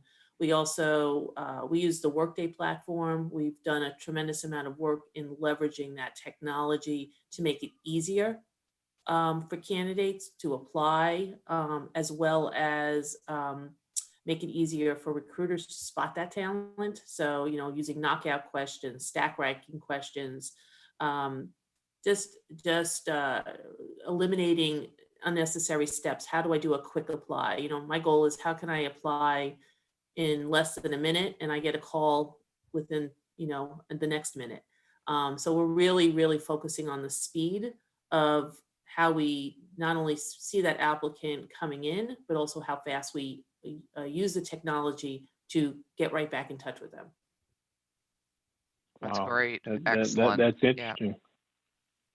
I'd imagine that you've probably got, each of you've got a lot of applicants in our younger generation, our millennials, that are really digging around, looking for opportunities, chances to move around right now. What might be some of the things that you all are specifically doing to enhance your ability to be able to attract our younger applicants, that millennial population out there? And I'll start with you since you finished. Sure. So, I think I will say this is constantly an evolving, right? So we're doing a lot more around college, our focus on college, talking to candidates in colleges and really trying to help them. And we need to take that down lower, so, this isn't happening today, but I would say in past organizations I've worked in, the big focus has been, how do you start talking to the younger generations about careers? How do you start standing in front of that 10th grader to start talking about what a career in healthcare looks like? So I think those are important. But I think going back to what I said, I think, just making it easy, right? I mean, you hear about application fatigue all the time. So how do we make it really easy for candidates of any age to apply? The other thing is, we really are trying to get our recruiters knowledgeable about not only talking to a candidate about a one position, but broader. So how do you talk to them about what that potential, based on their skill set, their interests? Here are several other positions that you may want to be interested in, encouraging them to explore. The other big thing is giving them the opportunity to job shadow. So letting them get out there and see what the job is like before they actually select, say they have to accept the position, to know what they would be stepping into. Those are some of the things. That's great. Got it. So is there anything, I guess, Heather, that you've seen that would also sort of be a big deal in relation to maybe techniques or different things that potentially your clients are looking to do to enhance their ability to be able to attract the younger population, the Gen Z, the millennials out there? Yeah, I happen to have twin sons that are juniors at Berkeley, and they are very driven to get good internships. And I watch them go through the application process every 6 months because they're always going through the process. And watching them go through it really is interesting, because those longer application processes that Anne mentioned, they just don't work. They don't have the time. They're in between classes. They've got debate tournaments. They have things that they have to do. So I would say that just really cutting that down short, making it easy, making sure that you're getting the brand, your brand out and your initiatives, because younger people want to change the world, and they don't want to work for somebody who's not helping to that cause. And it's really exciting. I'm so excited about our future because of our kids and the way that money's not the issue anymore. It's really how can we impact the world and make it a better place. So really with our customers, we are trying to bring that to light. We're trying to bring initiatives to the career site so you can see that, and you could see the different groups and what they're doing for volunteer projects, and just bringing everything to light that everybody's doing on the back end that nobody can see. So I think that's probably the place we're focusing the most with our customers. That's awesome. Michelle, anything that you care to add just in terms of maybe how to attract that particular demographic? Sure. So in addition to what Heather and Ann have said, it's so important, that branding experience, and really promoting not just a job, but a career of joining the organization, that this is about an opportunity, not just a position. So really selling the total compensation package as far as all the benefits, and really the culture of the organization. Like Heather said, particularly with the Gen Z, they're looking at Glassdoor. That's one of the first things that they go to, and they'll decide, I'm not interviewing, their Glassdoor rating was too low, whether there's any credibility there or not. So really having a positive reputation on social media, and one that's inclusive, of all groups. So you heard from our program director from diversity earlier, and we're very proud at MD Anderson of a number of the awards and recognitions that we've received, and really sell those in the recruitment process because they want to be part of an inclusive environment, and an environment where it is okay to have those difficult conversations and be part of employee network groups, so you can really drive your interests and initiatives forward. So really, so that's all part of the recruitment process. And again, we see that a lot, that the benefits, the promotion of wellness, all of those things are very important, as is the actual position and the opportunity.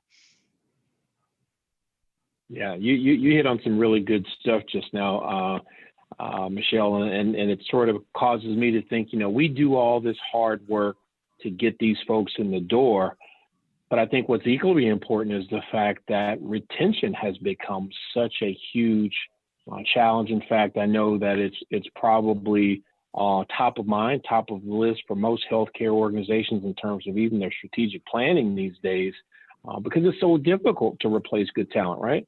Absolutely. What might be some key strategies that your organizations are currently utilizing to really enhance your ability to not only bring in the talent, but to be able to hold on to that same talent down the road?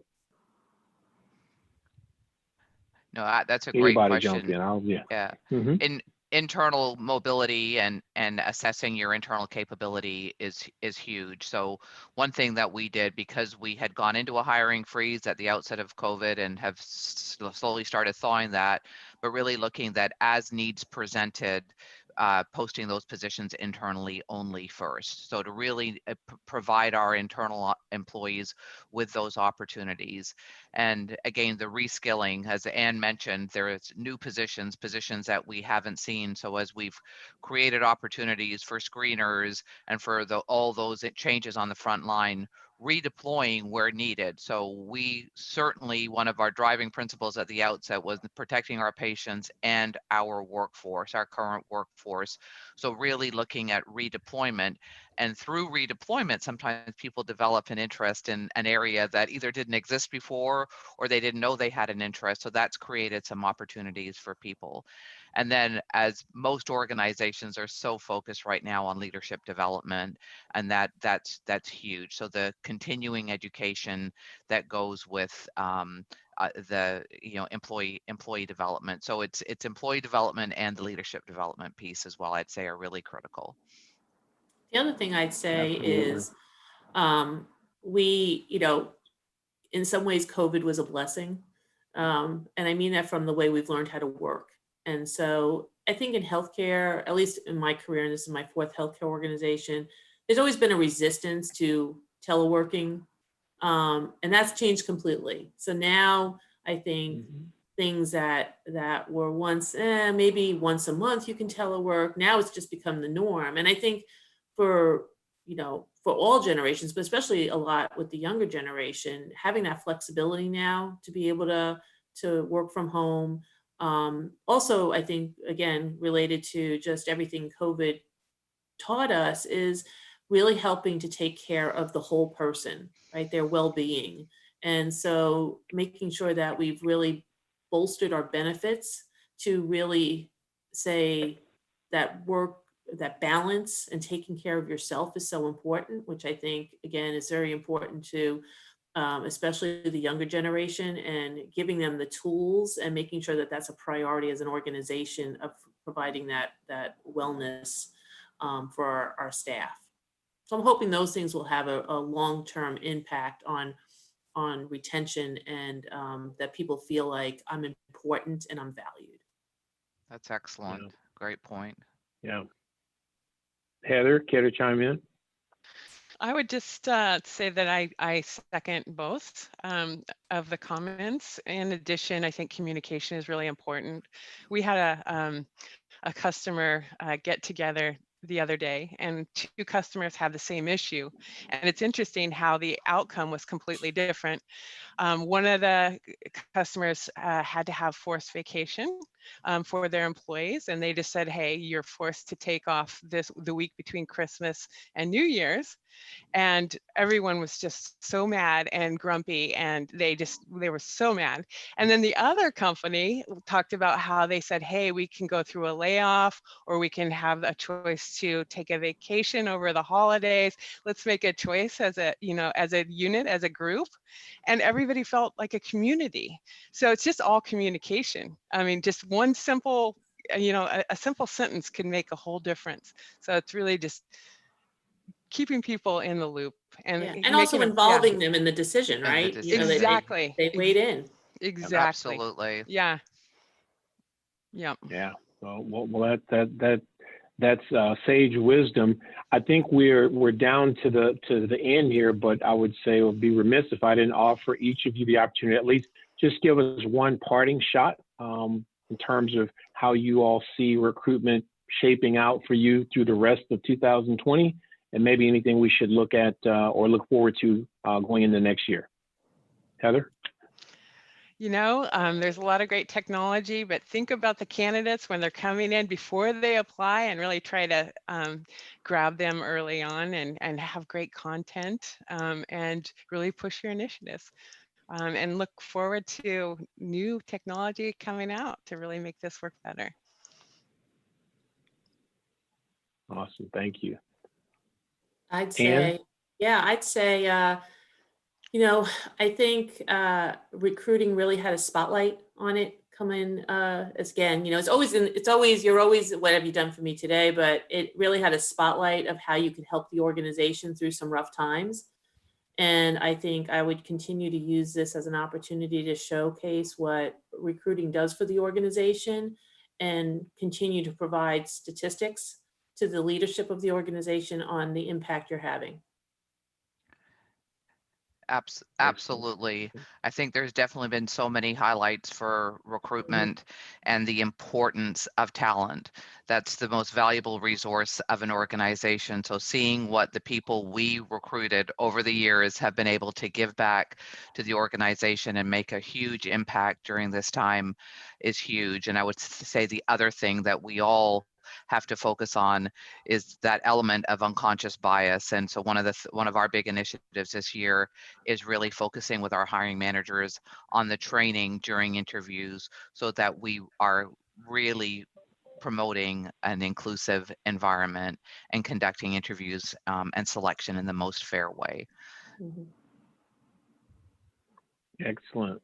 And can I throw in that I'm hiring a director of recruitment. If anybody has a strong healthcare background out there, or send me a resume or send me an email. This is a good audience to mention that. Way to be an ambassador for hiring. Absolutely. That's right. Hey, takes advantage of some advertising. Absolutely. Well, that is well, I imagine that you're going to have more than enough qualified candidates before all is said and done, especially after our session today. So thanks again to our panel. Thank you, Ann Miller. Thank you, Michelle Newton. Thank you, Heather Eusterman. Again, hopefully we've been able to provide you guys with some insight around some of the recruitment and things to look forward to as we transition out of 2020 and into 2021. Just would say thanks again to HR Maximizer for putting this on, and would wish you all a nice, safe, healthy rest of your day and week. And thanks for joining us. Thanks, Gary. Thanks, Gary. Bye, everybody. Bye-bye. Bye-bye. Alrighty. Before you go, we want to give you a round of applause. Thank you so much. Appreciate you guys. Thank you. Yeah, thank you. We did have a question for you guys, really quick. And Michelle, I'll just ask you to, if you don't mind, just answer really fast for us. Is how do you keep people engaged during a long hiring process? Great question. Provide status updates as often as possible. Provide a contact. So when they start to feel like I haven't heard, that they have someone to reach out to. Remaining anonymous isn't the answer. So that if they have a contact, and trying to provide as many updates as possible. Okay. Thanks so much. Appreciate you everyone. Thank you so much. All righty. Okay, we have our next panel coming in. So sorry guys, we're running just a few minutes late. We're going to get them on quickly on the screen. Thank you for coming on.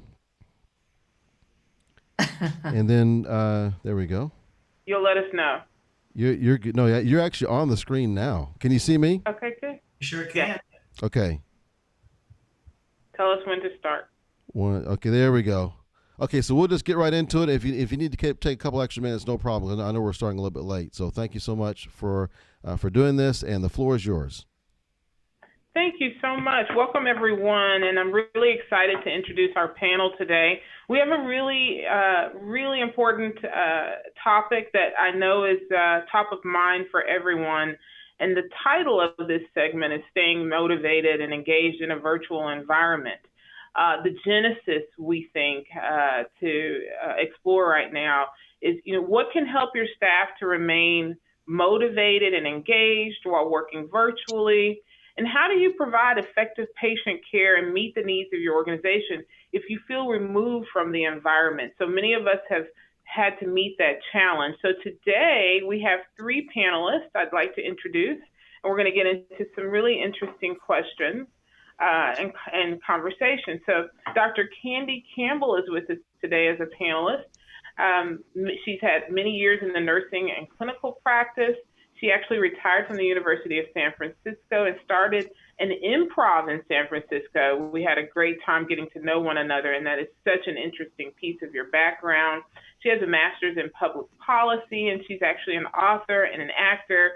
So welcome to you, Dr. Campbell. We appreciate you being here.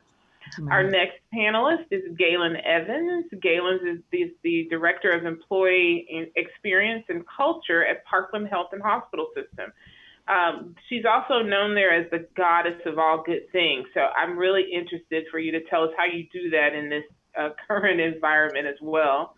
She produces significant engagement and employee experience activities and events, including a centralized online recognition platform with over 26,000 recognitions in its first year. So that's been really successful. So Galen holds a psychology degree. And then lastly, Alvaro Tejada, who's also a panelist.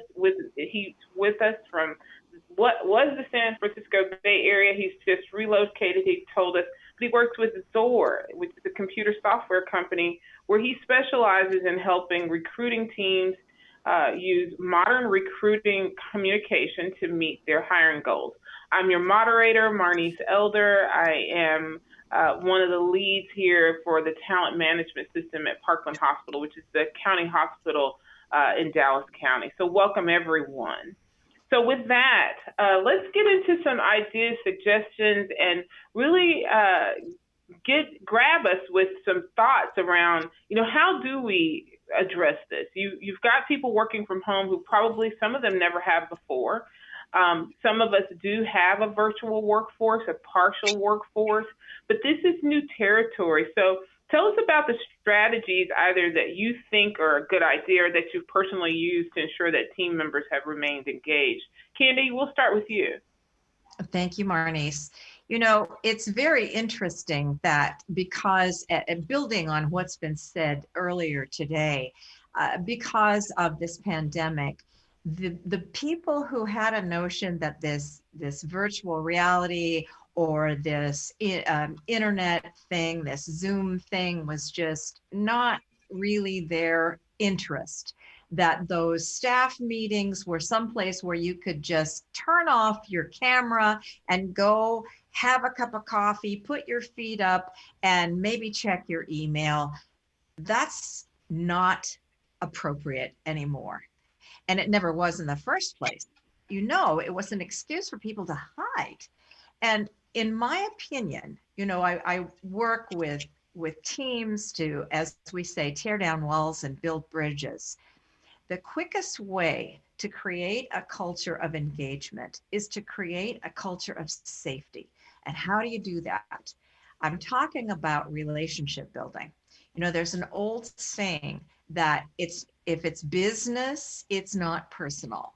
But I believe that in healthcare, well, in any business, we all like to do business with people we know, like, and trust. It's very personal, because if you can't get along And if you're putting people down or making people feel small, again, building on what's already been said today, that's not going to be engaging. And what happens then? You lose employees or you build up the silos. So that's basically what I see as the problem. And I think the solution is in making a culture of safety with what we call experiential exercises that build relationships on a one-on-one basis. And we can do that even remotely these days. I've written a lot about it, and I just wanted to throw that out, that it's a great way to engage people.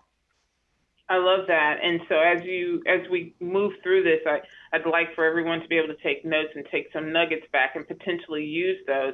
Alvaro or Galen, do you want to take a stab at that? Again, strategies that you think are going to be helpful for team members to remain engaged.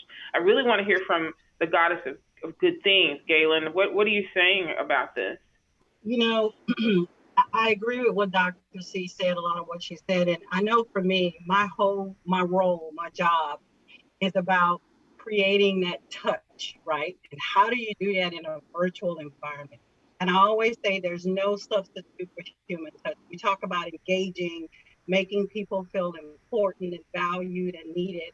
And so I can tell you, when this pandemic first broke out, I was a little beside myself. I'm used to going to rounding and giving hugs and giving snacks, and it's what do I do? I'm a fish out of water. And I quickly realized that you can have that touch virtually. And it is, if I'm accustomed to rounding and meeting weekly and making sure that my team members are okay, continue to do that virtually, even more so than you would if you were in person. And when we talk about being the God of all the things, which is the highest compliment I've ever gotten from anyone. And I'll tell a short story, Marnice, about how I got that name. Is, you know, we are SafetyNet. We're a county hospital here in Dallas, and we had approximately 4 drive-up locations for testing and 4 walk-up locations. And when you talk about being on the front line, these folks are out in 100-degree weather doing COVID tests, some of them in complete PPE for 8 hours a day. That's a harsh environment to be in. And they were on my heart. I kept thinking, we've got to get out there and show them some love, right? And I mean love. And they were getting sandwiches every day because it was quick and you can hand it. So what we decided to do was to go visit every site. We had a day for every day and we showed up and we surprised them with hot food, popsicles. We brought swag bags to tell them we appreciate everything that you're doing for our community and for Parkland. And one of the administrators of the site, she said, when you turn that corner with that hot food and those snacks and that water, you became the goddess of all good things. And it's just doing that just throughout the system. And I always talk about going into the belly, right? And for me, going into the belly is going into those areas where people who don't want to get recognition or not used to having a light shined on them, and being the light for them. Go into linen services, EVS, food nutrition services, go out to the walk-up clinics and let those folks know we see you and we care about you and we appreciate the work that you do, even in the middle of a pandemic. I appreciate that. And you've also touched on something. Not only are some folks working virtually, some folks are doing roles in this pandemic that they never did before, and they're stepping forward and they're going above and beyond. And we're seeing some true champions throughout this process. That kind of gets me, Alvaro, around to the topic of culture. Most organizations have a culture, but I think this virtual environment might be creating a subculture or another type of culture. Have you seen anything relative to that? Are you having to dovetail? Or are you able to continue to do what you've always done from a culture standpoint? Yeah, good question. We've had to be a lot more intentional with that. We're bringing in a lot of new first-time, kids that just graduated college and it's their first career, and they're being onboarded virtually. They don't come into an office. We're having a lot of virtual meetings. We're all trying to stay engaged and create culture. One of the ways in which, we're trying to do it is by every meeting that we have is we're trying to create a clear identity for every attendant of the meeting. So every meeting has a defined leader, and the leader switches every meeting. So it's not the same leader every time. every meeting has a different timekeeper, and that's important when you're doing virtual meetings because nothing's going to lose my attention if you start late or end late. See you later. So we want to make sure we have a timekeeper, and then there's also a note taker, and all three of those roles rotate from meeting to meeting. So it's kind of forcing you to have to take on a new role, and it's kind of forcing you to be engaged. And then with that, we're being more intentional with our culture. We're actually scheduling more one-on-one check-ins because, you know, I'm also a hugger the same way too. I'm Latin, you know, I show people I care about them, and you can't do that virtually, but you can show people you care by checking in. And so if you're more intentional about those check-ins and you do it with a purpose, it's a way in which you can create engagement and keep culture too. All extremely well said, and in a little research on this topic, it talked about, to Galen's point, find ways of expressing kindness, patience, and compassion. And then Alvaro, you touched on the communication piece, and that is so critical. Let's talk about misinformation. I know we only have a few more minutes, and there's one or two things I think we want to talk about. How do you combat that? Because I think part of this is making certain that the folks who are removed somewhat from their normal situation are informed and feel engaged and understand, you know, what's going on. Any thoughts from any of you about how to manage that? And I like some of the things you said, Alvaro, that you're talking to different people to make sure you're getting consistent messaging. But anything anyone else want to add to that? Yeah, sure. I think, you know, this all has truly changed our culture, our communication in our culture. What I was really proud of and pleased about in our organization is we quickly stood up different avenues of communication and ways for folks to get feedback. You know, whether that's through a newsletter or weekly town hall meetings. And we had all these different touches where you could get information based on how you like to receive it. One of the best things was the town halls, and we would do town halls, but not as regularly as we were doing them during the pandemic. And that was really eye-opening, you know, and I think it was an avenue or window for some folks that they wouldn't normally have. And so that was great. And Monique, I remember we have about 14,000 employees, but one day I remember saying there were like 2,000 people on the town hall. Very much so. Yeah, and those town halls were very critical. They were being held weekly, and we're still holding them. I think one other thing we should touch on, and the other piece of this was, you know, how do you provide effective patient care and meet the needs of the organization? And I know we've seen a lot of telehealth pop up. Anyone want to speak to that? Yeah, I think adopting technologies, whatever it is that makes it easy for user adoption, something similar to what we're doing. It doesn't have to be Zoom, it could be anything. I think for patient care folks, if you can upload a video of yourselves, let somebody watch it, let them respond in the video, if you can make it easy to interact through technology. And the thing is not everybody's at the same level. And so making technology inclusive and removing some of those barriers. I'm really good with technology because somebody showed me how to do that. And so if you've got a little bit more expertise on this, just a 2-minute explanation can remove barriers to somebody. And so being kinder and gentler to each other, but knowing how to make that technology accessible for everybody, I think is going to be key. Andy, with those leaders that are out there, talk to us about should they recheck or reestablish management styles during this process? What do you think we should do there? I think that is absolutely true. And I take a page from the book about the 1-minute manager, if you're familiar with those wonderful books written by some of my colleagues in the National Speakers Association.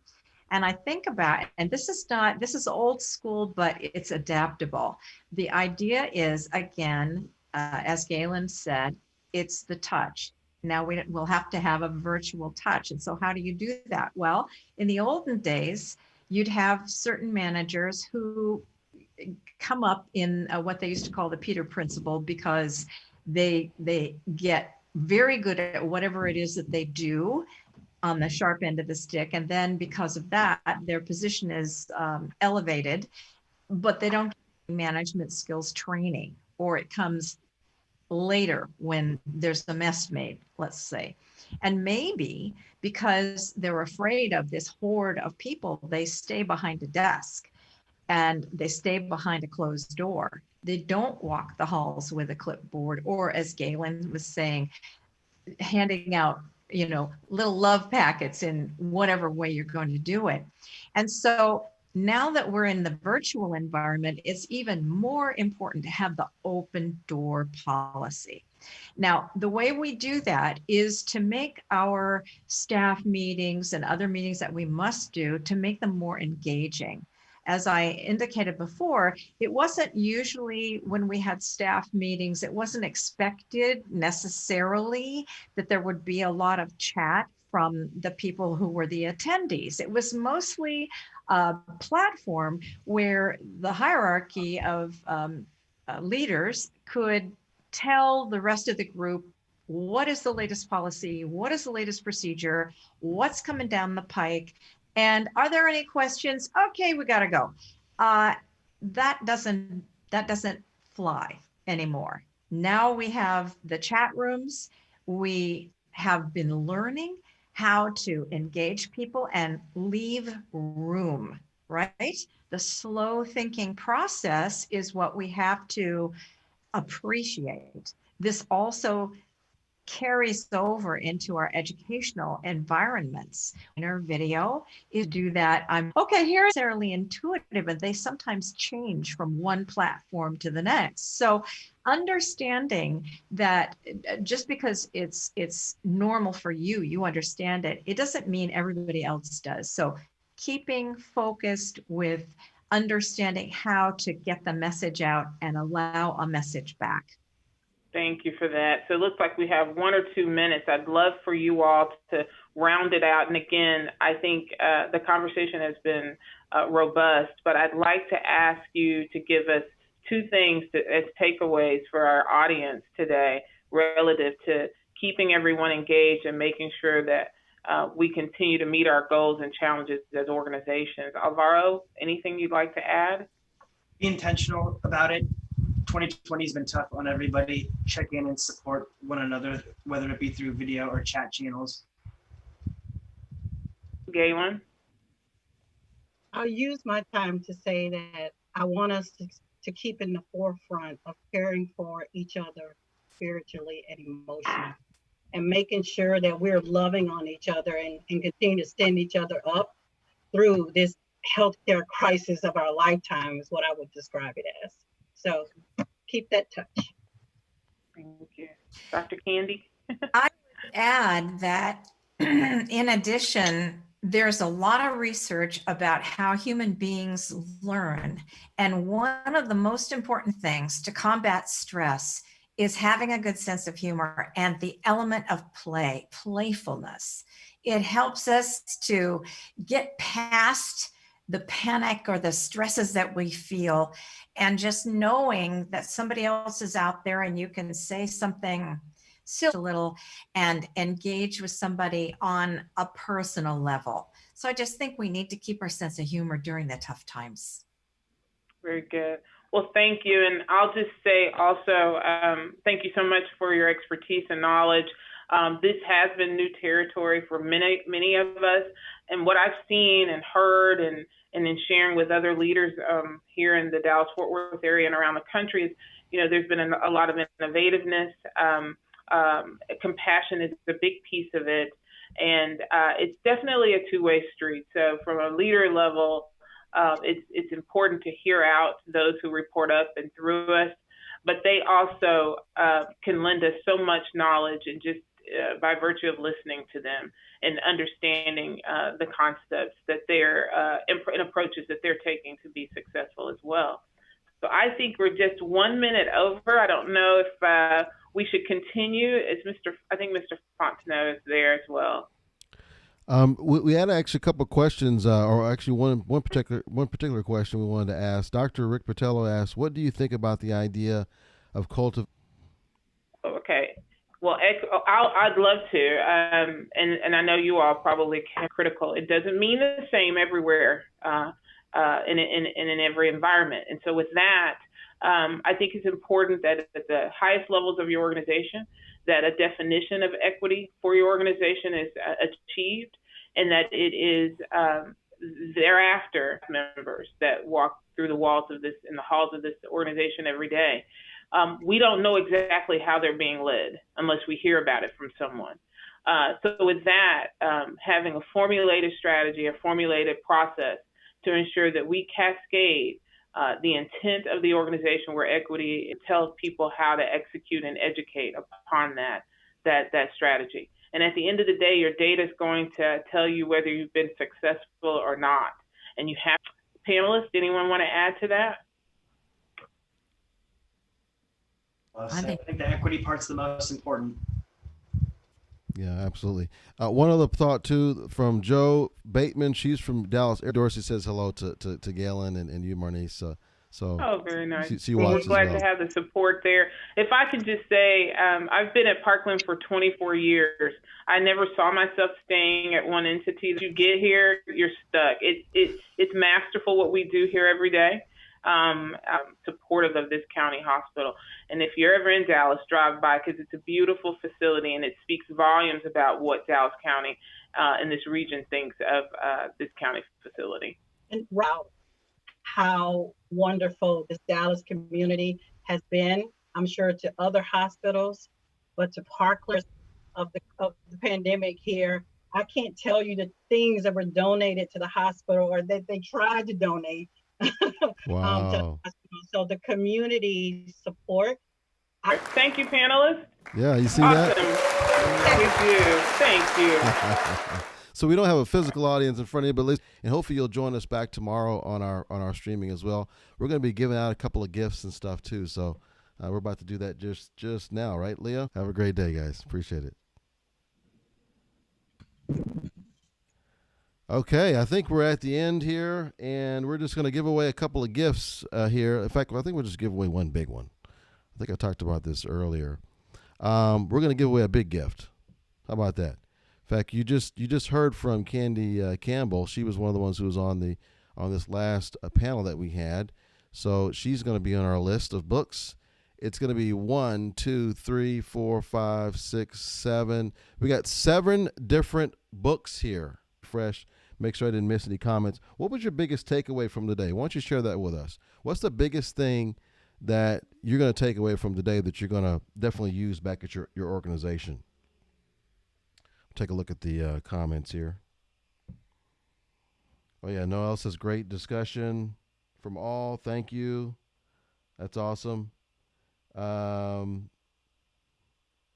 Very good. Okay, so let's do it. Guys, let's do it. Are you guys ready for this? Okay. So we're gonna do a book giveaway now. Let me get the list on the screen here. Okay, you're gonna have so many things here, okay? So what we're gonna do, we're gonna offer this bundle, and each of these will be signed by at least one of the authors, if not all the authors in each of the books. Okay? This is exciting. So we're gonna offer this all in one shot to the winner of this next challenge. Okay, now last time you did great. We're gonna make it just a little bit more difficult because this is a bigger gift. Okay? So let's see. Let's do something really fun here. Okay, here's what I want you to do. I want you to type in the word. This is gonna be really hard. I don't know if I should make it this hard. I don't know. Okay, we're gonna do it. All right. So you have to type in all the letters of this word. Okay, and you cannot be interrupted when you type. Leader is going to be the word LEADER. First one to type in leader without being interrupted will win a gift. If you somehow get interrupted, you have to start over. Okay. And we're going to give away this book in like the next couple of minutes. So go for it.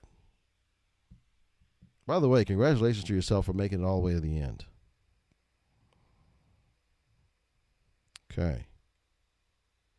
Yeah, these are great books. And if there's a book in particular that you don't necessarily think that you'll utilize, what you can do is you can gift it. You can pay it forward to someone in your network. And we will make sure that you get recognized for paying it forward to that person. Okay, I'm going to hit refresh here and see who won this.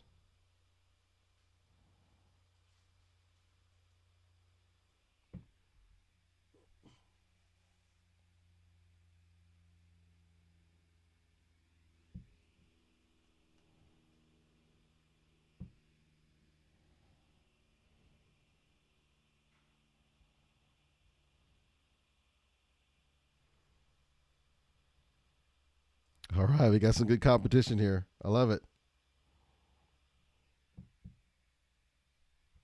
Okay, so Joe, I'm gonna need your help in helping me to figure out who it is that won the book. Got a little music in the background. Okay, I'm gonna hit refresh again.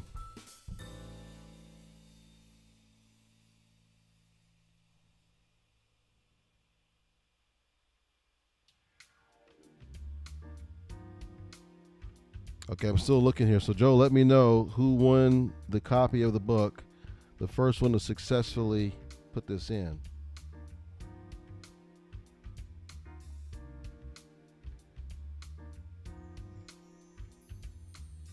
My comments are a little bit lagging. While I'm waiting for the comments, I do want you to definitely share what was your biggest takeaway that you'd like to take away from today's session. Our winner. Oh, yes, we got a winner, guys. Okay, so the winner of today's big giveaway is actually Miss Noelle. Congratulations.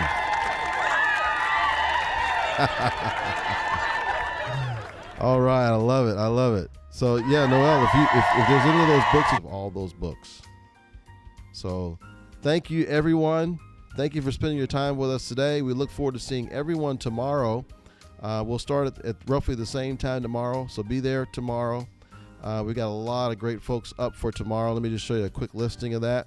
And then if you're available this afternoon, we have a great session. One of our commenters today, Dr. Bertello, he's going to be on with us. Also, Kristen Baird and Holly, as well as Noelle, will be on later on this afternoon. We've got a great discussion centering around culture and some other things that I think you'll definitely want to see. So definitely stay tuned for that. That's going to be on my public channel, my personal public platform on LinkedIn. It's going to be LinkedIn Live. So look forward to seeing you there. And if you can't make that, of course, we'll see you tomorrow. And so thanks again. Have a great rest of the day. We're about to sign off. Bye-bye.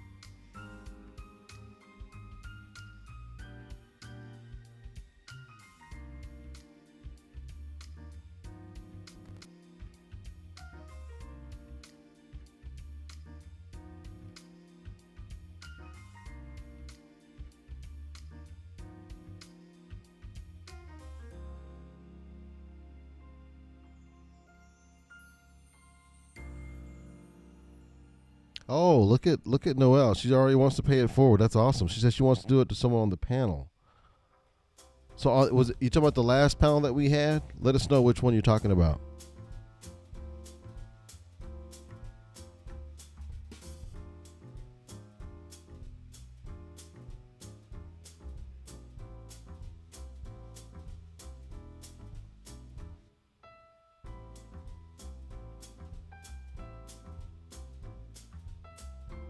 Oh, wow, look at that.